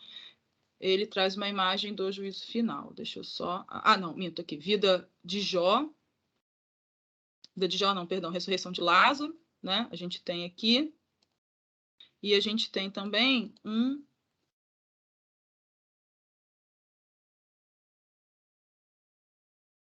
Aqui está o carimbo da Real Biblioteca. Tá? E a gente vai ter também... Deixa eu mostrar logo o colofão para vocês entenderem lá todas aquelas discussões. Aqui o colofão. Que seria falso, né? Então, tá exatamente no último fólio do livro, né? Todas aquelas coisas. O vermelho é diferente. Provavelmente esse colofão ele foi feito na mesma época daquele brasão, né? É provável até que tenha sido feito com a mesma tinta, né? Existe uma pesquisadora da Biblioteca Nacional, a Isamara, que ela é conservadora, que ela estuda, né? Ela está estudando agora esse livro, estudando mestrado, está estudando doutorado, e ela faz algumas análises dos pigmentos, né? Das tintas desse livro, e é um trabalho bem interessante também, se vocês tiverem curiosidade. A Isamara Lara de Carvalho, ela é funcionária da BN, está fazendo doutorado agora também, na UFMG, se eu não me engano. E aí ela faz essa análise, né, mais técnica, né, mais do ponto de vista da conservação da materialidade do códice dos pigmentos, né, é um trabalho bem interessante que ela tem. Queria só achar, não vai ser difícil, achar aqui deixa eu ver se eu acho a iluminura do juízo final. Aqui, achei. Tem uma iluminura aqui do juízo final, né? Nenhum outro livro aqui da BN tem essa iluminura do juízo final. Então, nós temos uma iluminura aqui do juízo final. Certo? Então, não quero... São 10 para as 10, né? É até 10h30. Não quero me estender muito nesse livro, porque ainda quero mostrar os outros. Mas esse livro, com certeza, como vocês podem ver, né? Ele é o mais rico, vamos dizer assim, é o mais iluminado da coleção, né? Com iniciais historiadas, essas pequenas vinhetas marginais, todos esses santos, né, nas margens, enfim, né, nos medalhões nas margens. Então, com certeza, por isso que é conhecida como a joia da coleção, além de toda essa polêmica, né, da origem. Bom, Deixa eu voltar aqui para a minha apresentação. O próximo livro é o 51010. Esse não é da Real Biblioteca Portuguesa, ele é um livro de uso de Roma, tem origem em Rouen, final do século XV, ele tem um texto em latim e francês, letras góticas em vermelho e marrom, 102 folhos, esse é o tamanho dele, né, 215 por 135, a mancha de texto 130 por 70, encadernação em couro marrom sobre madeira, do século XVI, e a gente tem uma ideia de que ele foi comprado em 47 em Paris, de Madame Jacqueline Champeau, né? É a única informação de proveniência que a gente tem dele. O conteúdo dele, vocês percebem que é muito mais simples do que o outro, né? O calendário, passagem dos evangelhos, as horas da Virgem, da Cruz do Espírito Santo. Esse aqui é um conteúdo mais padrão, né? Mais simples. E também é bastante iluminado, também dentro, né, daquele fio, né, daquela ideia padrão, muito entre aspas, de iconografia. Então, vamos ver o livro 10. Esse aqui, deixa eu ver se é esse aqui. Esse é o 16, 19, 20. Cadê o livro 10? 28. Não sei. Aqui o livro 10. Então, a encadernação do livro 10, como vocês podem ver. Aqui a gente tem o Ex Libris, né? Isso é uma coisa importante. O Ex Libris às vezes ajuda a gente a entender de onde esse livro veio. Então, a gente tem o Ex Libris aqui do Robert Haysham Sire, né? De 1900. Então, provavelmente... E a gente tem uma outra indicação, tá vendo? Presenteado por senhor, acho que é Matthew, né? Em outubro de 1899. Então, a gente tem algumas indicações aí, né? Então, a biblioteca comprou em 47 da Jacqueline Champeau, mas provavelmente antes ele estava nessa biblioteca aqui do Robert Haysham, que, por sua vez, obteve em 1899 dessa pessoa aqui, né? Então, às vezes, por algumas dessas informações registradas no livro, a gente consegue refazer um pouco do histórico, né? Então, esse calendário é um calendário simples, né, que não tem iconografia dos trabalhos dos meses, mas esse livro a gente tem, por exemplo, a iconografia de João em Patmos, né, no início aí do Evangelho de João. Então, reparem nisso aqui, que é defeito da digitalização. Vou diminuir aqui para caber tudo na página. Esse aqui a gente tem os evangelistas, né? Então, Lucas, Mateus, enfim. Então, vocês vão perceber que os livros, eles são diferentes, né? Esse aqui só tem... A mancha de texto é maior, a decoração marginal é só desse lado aqui, né? Então, aqui a gente tem a Anunciação. Então, vocês vão vendo que realmente cada livro é um livro, né? E que, quando a gente olha essas particularidades de cada um deles, a gente é capaz de traçar um pouco aí uma identidade, uma história, né? Atividade. Esse é um livro que todas as margens são decoradas, tá vendo? A visitação, aqui é a Natividade. Anúncio aos pastores, ainda no ofício da Virgem, né? A Epifania. Apresentação de Cristo no templo. Fuga para o Egito. Coroação da Virgem. Crucificação, aí começando o ofício da cruz. Pentecostes, começando o ofício do Espírito Santo. Davi, penitente, começando os salmos penitenciais.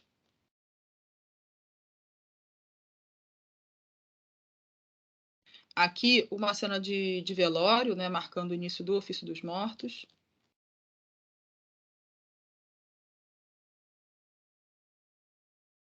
E acabou o livro. Geralmente, muitas vezes, o ofício dos mortos, né, E ele é bem, com o ofício dos mortos, ele é bem, bem grande, né? Então, ele geralmente vai até o final. E aqui a gente tem o hino Stabat Mater, né? Que foi colocado, tá aqui no final do livro, talvez tenha sido colocado posteriormente, isso é algo também que... É um livro que ainda não foi analisado, assim, a fundo por ninguém, né? Então, a gente ainda tem questões a descobrir sobre ele. Mas isso é uma coisa também que a gente precisa levar em consideração. Quando a gente olha um livro, muitas vezes o livro ele não foi todo feito no mesmo período, né? A gente tem que lembrar, como eu já falei, que ele é um objeto, que ele passou por várias mãos, por vários séculos, então ele pode conter também elementos que sejam de outros períodos, e aí cabe a gente tentar identificar esses períodos, né? O próximo livro é o meu livro, né? Como eu costumo dizer, o 16 é o livro que eu estudo no meu doutorado. Ele é um livro que tem uso de Paris, origem também Paris. Ele é de circa 1460, tem um texto em latim e francês, as letras góticas em vermelho e marrom, 160 folhas, mancha de texto, 100 por 60, ele mede 174 por 120, encadernação em pergaminho, em 96, então a encadernação atual dele foi feita na Biblioteca Nacional. Ele é um livro da Real Biblioteca Portuguesa, com carimbo da Casa do Infantado. Publicações sobre ele, né, além daqueles catálogos, a gente tem um artigo da Ana Virgínia Pinheiro, que foi servidora da BN, né, por muitos anos, chamado O Livro do Olhar e do Silêncio, nos Anais da Biblioteca Nacional. E eu também já publiquei algumas coisas sobre esse livro, né, publiquei algumas comunicações em eventos, mas eu acho que as principais publicações foram esse capítulo de livro, né, As Margens do Livro de Horas 5116 da Biblioteca Nacional, que eu publiquei em e-book, e um artigo na revista Labor Histórico, que chama Uma Análise Paleográfica do Calendário do Livro de Horas 51016, da Biblioteca Nacional do Rio de Janeiro. E depois, se alguém se interessar pelas minhas publicações, tá tudo na minha página do Academia, eu posso passar o link para vocês. Também ele tem um conteúdo padrão, né? Calendário, Horas da Cruz do Espírito Santo, Passagem dos Evangelhos, Pequeno Ofício da Virgem, enfim, a grande questão dele é que essa parte final aqui, Ouvindo-nos a Paixão de Cristo, as 7 últimas palavras e essas 2 orações, são edições posteriores, né? Não foram, isso, né, a gente já tem certeza, não foram feitas quando o livro, não foram colocadas quando o livro foi feito, né? A minha principal hipótese nesse caso é que elas foram encadernadas depois, já dentro da biblioteca, da Real Biblioteca, por algum motivo, isso foi adicionado nos folhos finais que estavam em branco do livro e foi adicionado até mais um bifólio para poder completar, né? Essa é a minha principal hipótese. Iluminação também básica, né? Então, vamos olhá-lo rapidinho.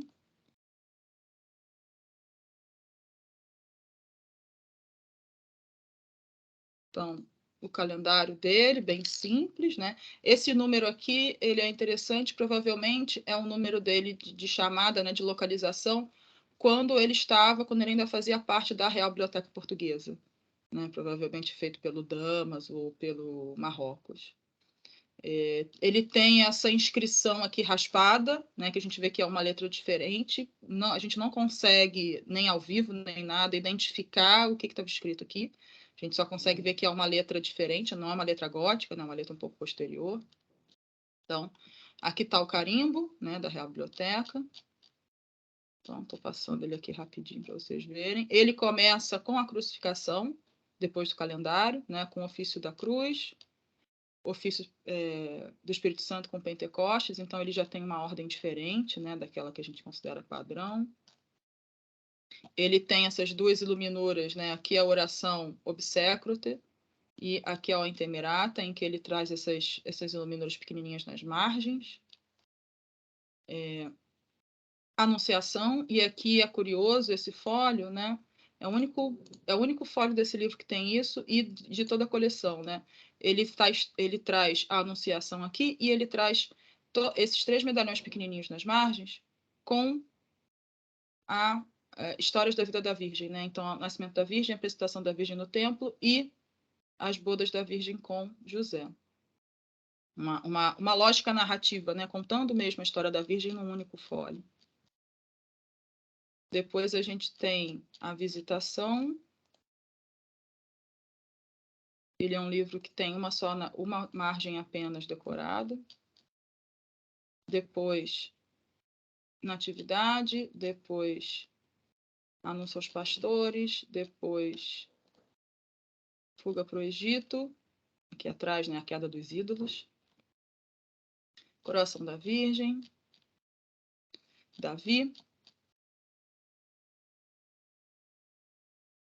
aqui as litanias, né? Não mostrei em nenhum livro, só para vocês verem como elas seguem, né? Uma ideia de ladainha mesmo, é o nome do santo e o OR, que é o Ora Pro Nobis, ou Orai por Nós.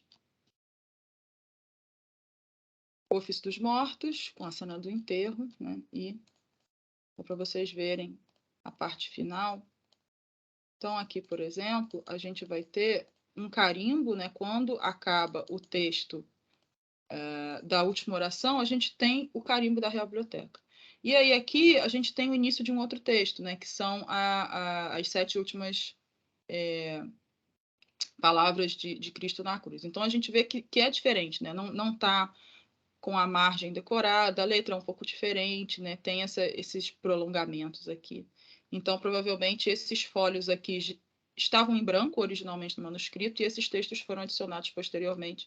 E a minha hipótese é que foram adicionados depois que eles entraram na Real Biblioteca, né? Por conta da posição desse carimbo, né? Já que o carimbo está aqui, no que seria o final original, né? Entre aspas, do livro, e esse texto começa aqui depois. Então, essa é a principal hipótese, então isso que seria uma adição posterior.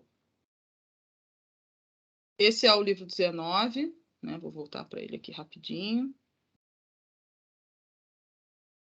Uso de Rouen, França, cerca de 1430, um texto em latim e francês, letras góticas em vermelho e marrom, 158 folhas.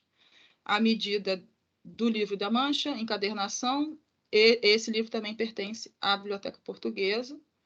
Conteúdo, como vocês veem, dentro do padrão, calendário, né, orações, horas da Virgem, da Cruz do Espírito Santo. Iluminuras também, né? Esse é o que tem o ciclo assim completinho, né? O ciclo mais comum, né? Esse é o livro, em termos de padrão, né? De padrão de iconografia e de conteúdo, esse é o mais exemplar, assim, né? O que está mais dentro do padrão. Livro 19, rapidinho. Calendário, carimbo da Real Biblioteca. Esse livro, em termos de iluminação, ele está bem desgastado, né? Vocês vão ver aqui na iluminadora da Anunciação, né? Ele está bem manchado aqui, então é possível que, ou aqui também, né? Ou ele tenha ficado exposto indevidamente, ou mesmo o tipo de pigmento utilizado aqui tenha sido um pigmento um pouco mais corrosivo, porque vocês vão ver que principalmente a parte do azul está bem manchado, né? Está bem descaracterizado. Então, e vocês estão vendo também, em termos de iconografia, que esse é um livro mais simples, né? As iluminuras é que são mais simples, muitas vezes não tem aquela composição de cenários, né? É um livro também, provavelmente 1430. Os outros são mais da segunda metade, todos os outros são segunda metade do século XV, essa é a primeira metade, né? Então, também tem essa diferença. Natividade, anúncio aos pastores,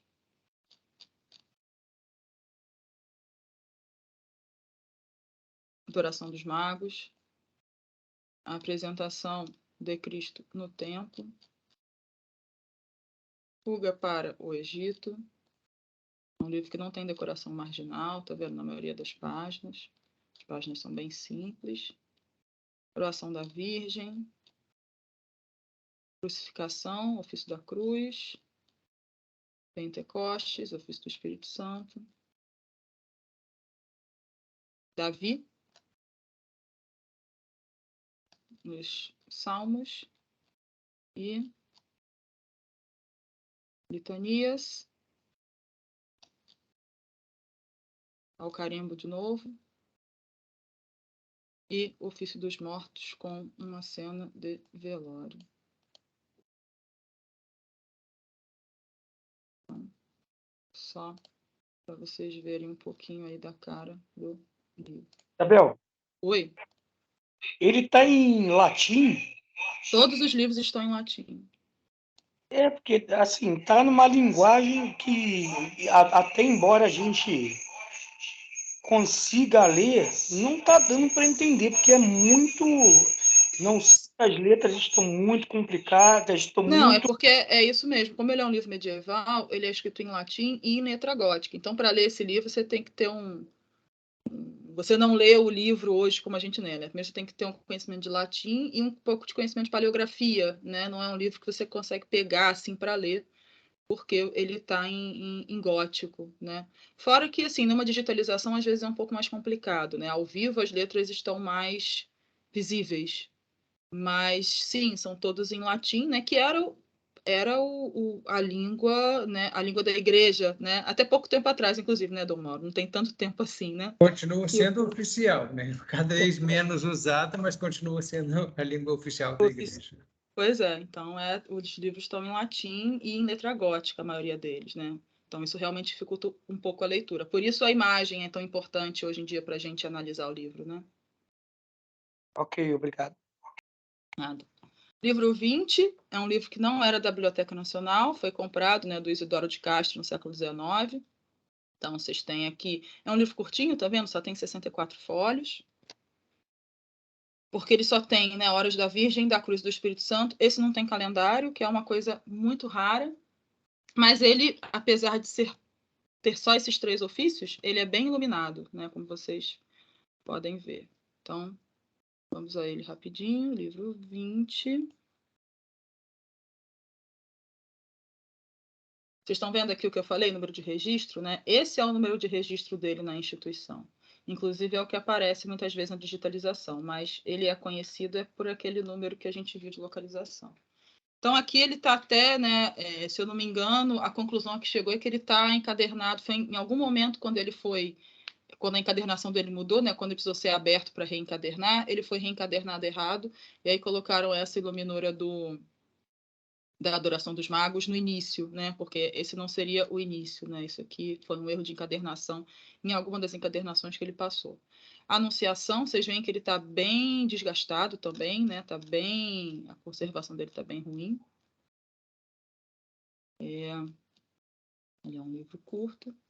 Visitação. É simples também, ela não tem decoração marginal nos folhos de texto. Natividade. Anúncio aos pastores.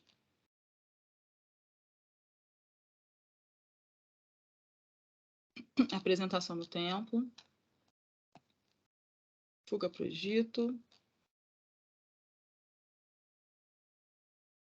Crucificação no ofício da cruz. Pentecostes para o ofício do Espírito Santo, e o livro acabou. Ele é bem curtinho e ele está bem desgastado, né? Vocês estão vendo. E aí o desgaste pode ser por vários fatores, né? Pode ser por uma questão de conservação, porque ele não foi conservado adequadamente, ou por uma questão dos pigmentos que foram usados, né? Foram usados pigmentos muito corrosivos.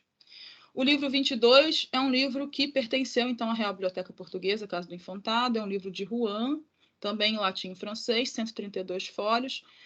Ele tem, na capa, a gente vai ver, o Super Livros do Marquês de Pombal, então, provavelmente, ele pertenceu, em algum momento, ao Marquês de Pombal, ele tem a marca de propriedade do Marquês de Pombal. E, além disso, a gente vai ver também, ele tem um folho verde rendado com uma imagem de Nossa Senhora do Rosário, uma coisa bem século XIX, né? Então, é um livro que tem um caminho aí curioso. Conteúdo do livro também, vocês veem, bem básico, né? Calendário, evangelhos, orações à Virgem, etc, etc. Iluminação, ele tem poucas iluminuras, como vocês podem reparar. Vamos a ele para vocês verem aí aqui, né? Esse seria o chamado Super Libris, né, do Marquês de Pombal, aí a marca de propriedade do Marquês de Pombal. Encadernação, tem na frente no verso. Aqui o Super Livros da Biblioteca Nacional. E aqui vocês estão vendo, ó, tá vendo? Cofre 5122, né? Então, armas de Pombal nas guardas, né? Isso é bem legal também quando a gente pega um livro, a gente vê essas anotações, né? Porque muitas vezes nessas folhas de guarda estão informações sobre o histórico do livro, né? Pertencimento. Então, quando a gente olha um livro, é legal a gente olhar também encadernação, folhas de guarda, enfim, porque a gente pode descobrir informações. Ele tem, então, como eu falei, esse folho rendado aqui, né? Com a Nossa Senhora do Rosário, que a gente também não sabe quando isso foi. A gente sabe que isso não é original, com certeza não é do século XV, mas a gente não tem certeza de quando isso foi colocado, adicionado aí ao livro, né? E É isso, então, o calendário dele. Deixa eu abrir aqui as miniaturas, rapidinho. Carimbo. Aqui os evangelistas, todos juntinhos. Esse livro é interessante porque ele tem vários personagens grotescos nas margens, né? Esse aqui é uma mulher montada numa espécie de leão, né? Vocês vão ver outros também nas outras iluminuras. Aqui é a Anunciação, aí vocês têm, tá vendo? Parece tem a tiara de papa, né? Tem o rosto e uma tiara papal e um corpo de animal, né? Então, a gente chama de drôlerie, ou essas figuras grotescas, elas eram coisas comuns nas margens dos livros medievais, né? Como se fosse algo que faz parte da cultura, né? Podia conter ali uma crítica religiosa, uma crítica política, uma crítica social, ou era só uma forma de se divertir, né? De inverter o mundo. Então, essas imagens nas margens, elas são bem divertidas muitas vezes. E elas aparecem aqui nesse livro 22 com bastante frequência. Então, aqui a gente tem natividade, né? Não tem a visitação. Em alguns casos, nos livros, quando não tem uma imagem que seria ali típica do ciclo, pode ser que o fólio tenha sido retirado, né? No livro 16, por exemplo, isso aconteceu. O fólio da Epifania e da apresentação de Cristo no templo, esse fólio foi retirado do livro em algum momento, mas havia originalmente. Aqui, crucificação, então, o ofício da cruz. Aqui, o Pentecostes, o ofício do Espírito Santo. Aqui, Davi, a gente tem outra figura fantástica aqui, uma mulher, tá vendo? Metade mulher, metade, não sei, cavalo, né? Esse outro corpo aqui de animal. Aqui, litanias, a gente está passando por elas. Aqui, uma cena de enterro. Essa aqui é bem legal, ó. Olha o que está acontecendo aqui no cantinho. A alma do morto sendo disputada pelo anjinho e pelo diabinho, né? Então, a Idade Média, ela traz umas iconografias que são bem divertidas.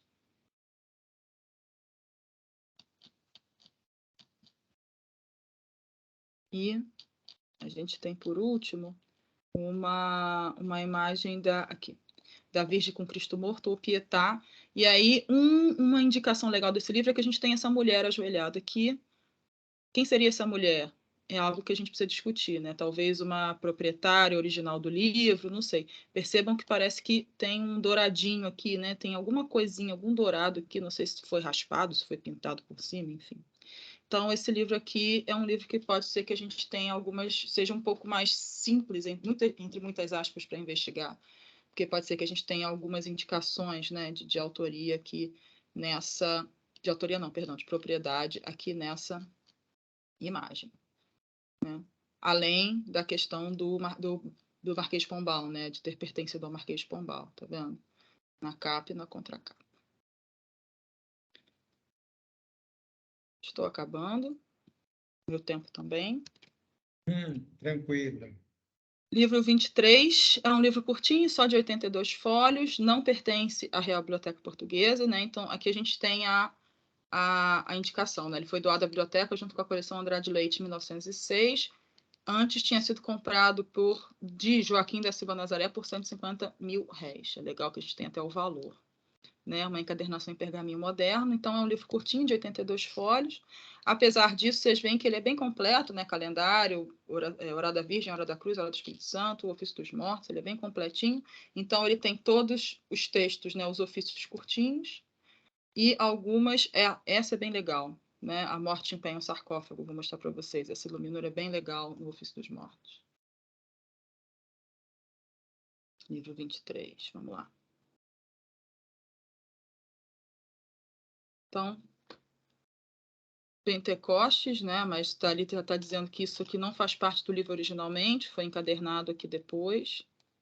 Calendário do livro. Ó, o carimbo da Biblioteca Nacional.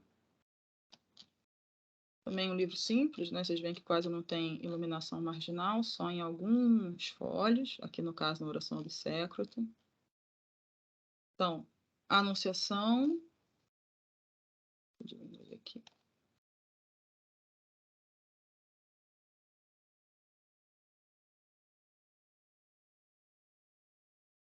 Anunciação. Aqui, crucificação.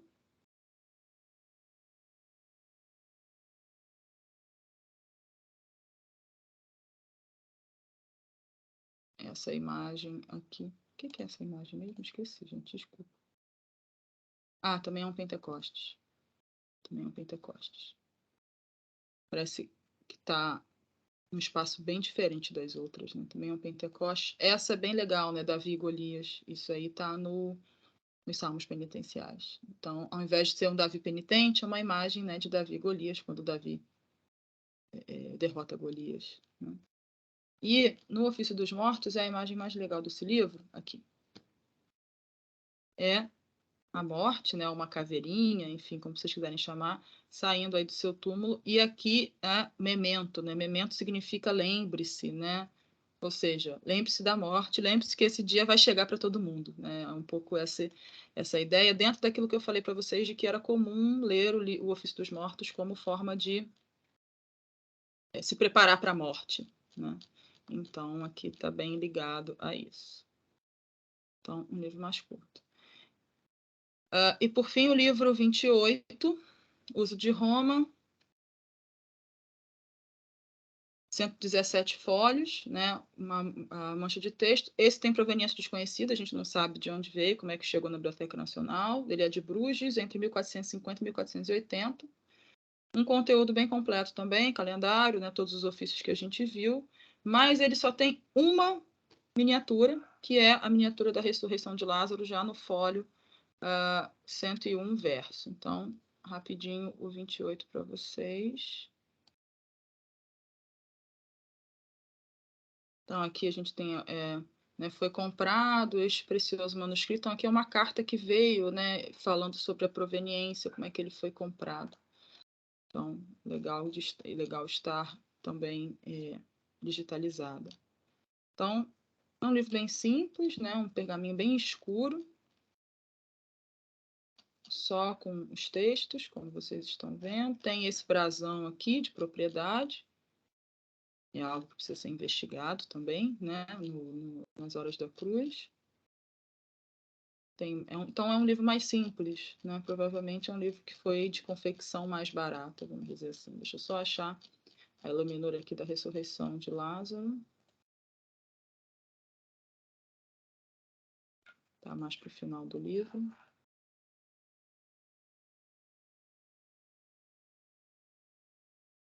Está bem apagado, né? Está bem desbotado.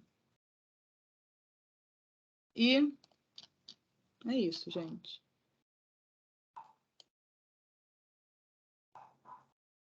É isso. Eu espero que... Muito obrigado, Marisabel. Excelente apresentação, como sempre, né, que eu já acompanho de um bom tempo. Então, realmente é um tema muito excitante, né, muito interessante para a história da arte sacra. Muito obrigada. Desculpa aí ter adiantado demais o tempo. Nada. Tudo como deve ser. Muito obrigado. Gostei muito da aula, tá? Alguém gostaria de fazer alguma pergunta? Agora, uma coisa eu vou falar, desculpa, não é uma implicância com o Alex, por favor. A pergunta é pergunta, porque às vezes a pessoa quer fazer uma pergunta e faz uma segunda conferência para fazer uma pergunta. É objetivamente. Então, quem pergunte, por favor. Sim, Dom Mauro, mas eu fiz objetivamente, eu não me estendi. Não, entendeu? mas eu quero dizer, não só aqui, o seminário é uma apresentação, é uma maneira de se apresentar em outros eventos, em congressos, etc. e tal. Então, e mesmo nesses eventos fora, não estou falando só daqui, às vezes, após uma conferência, as pessoas fazem uma segunda conferência para não perguntar nada, às vezes nem diz nada com muita coisa. Então, eu acho que nós temos que ter uma objetividade. Não estou implicando, não, Alex, por favor, mas eu acho que, às vezes, falta um pouco de objetividade nas perguntas e nos comentários. Não estou falando do seu, propriamente, estou falando no geral. No geral também, eu fui objetivo e perguntei, e ela respondeu rápido. Do mesmo jeito que eu perguntei rápido, ela respondeu rápido e respondeu a minha pergunta. Não há problema. Bem. Muito bem. Você tem mais alguma pergunta, Alex? Ou alguém tem alguma pergunta? Eu não. Eu tenho uma, eu tenho uma pergunta. Oi, Ari, pode falar, por favor. Maria Isabel, primeiro eu queria te dar os parabéns, tá? Excelente trabalho. Muito minucioso, sabe? Muito. A gente acompanha com uma satisfação muito grande, né? Eu queria saber o seguinte, lá no começo, quando você descreve as iluminuras, você dá as características, né, das funções que elas cumprem e diz que não eram ilustrações, mas boa parte daquelas características correspondem a características de ilustração. Eu queria saber por que não eram consideradas ilustrações. Então, porque quando a gente fala em ilustrações, talvez a ideia da ilustração pode ser que ela esteja sempre atrelada ao texto. Ela precisa do texto para fazer a sua significação. E a gente entende que essas iluminuras, elas não necessariamente precisam do texto para ter o seu significado compreendido. É claro que elas estão ali junto com o texto e elas fazem uma relação, mas não é uma relação de total dependência, né? Porque também essas cenas que a gente vê nos livros de Horus, elas são cenas que aparecem como iconografia em outros suportes, né? Então elas aparecem como telas, como afrescos, enfim, em outros meios e outros suportes em que o texto não está ali junto, né? Então a gente fala que não é ilustração porque, né, eu entendo, né, que ilustração é algo que tem que estar atrelado ao texto necessariamente, né? É dependente, vamos dizer assim, é interdependente do texto. E as iluminuras, elas não são necessariamente dependentes do texto, apesar de elas terem uma relação muito forte, porque é isso, elas significam por conta própria, mesmo sem o texto, né? Principalmente nesse contexto de pouca alfabetização. Então, é por isso que a gente não coloca como ilustração, né? A gente coloca como iluminuras, vamos dizer assim. Outros especialistas também falam um pouco isso, né? O Jérôme Bachet, o Jean-Claude Schmitt, a Mary Reuters, alguns autores falam sobre essa diferença também. Ok, obrigado. Parabéns de novo, viu? Muito obrigado pela pergunta. Alguém mais? Eu, Joyce. Pois não, Joyce, por favor. Primeiramente, gostaria de agradecer e parabenizar a Maria Isabel. Muito boa a apresentação. E eu tenho uma dúvida aqui na questão das numerações dos livros. Por exemplo, eu vi da questão vem do 23, depois passa por 28. Esses, por exemplo, 24, 25, ele existe, por exemplo, foi perdido, por que ele faz essa intercalação de numeração? Foi mais por uma questão, provavelmente, de quando entrou na biblioteca, né? Porque eles não necessariamente foram registrados ou catalogados todos juntos, e é uma questão também lá da ordem da localização dentro do cofre, né? Então, esses outros números, 24, 25, são outros códices, outros documentos que estão também lá, que não são os livros de Horus, né? Não é que... porque a gente chama hoje de coleção, mas eles, na verdade, não são uma coleção no sentido de que todos entraram juntos, todos fizeram, né? Tirando os que eram da Real Biblioteca Portuguesa, que entraram na Biblioteca Nacional todos juntos, embora não tenham entrado na Biblioteca Portuguesa todos juntos, né? Entraram em momentos diferentes, mas eles não necessariamente foram registrados ou catalogados na ordem, né? E então por isso que esses números eles variam dentro dessa numeração, né? E tem também a questão da própria posição lá dentro do cofre, né? Eu nunca entrei no cofre, né? Mas talvez tenha alguma questão de, né? Esse fica melhor posicionado aqui e ali, então a gente vai, né? Por isso a gente vai dando a numeração, enfim. Mas essas outras numerações são de outros manuscritos, né? Outros documentos que estão lá dentro, que não são livros de Horus. Entendi. Obrigada. Nada. Olha, então, tendo em vista o horário da próxima aula, que vamos respeitar o horário da professora Marli, teria alguns comentários a fazer, questão de não que esteja complementando, a Isabel falou, alguns conceitos de breviário e saltério, são livros litúrgicos, então, tudo bem, foi bem abordado pela Maria Isabel. Uma coisa que temos que ter muito cuidado, que eu chamo sempre a atenção para o senso crítico, não é só o que lê, tem que ter cuidado com o que lê também, não se pode acreditar em tudo que está escrito, tudo que é publicado, tem que ter sempre um pezinho atrás. E a questão dessa também, do que a Maria Isabel falou, de apresentar intervenções posteriores na obra, né?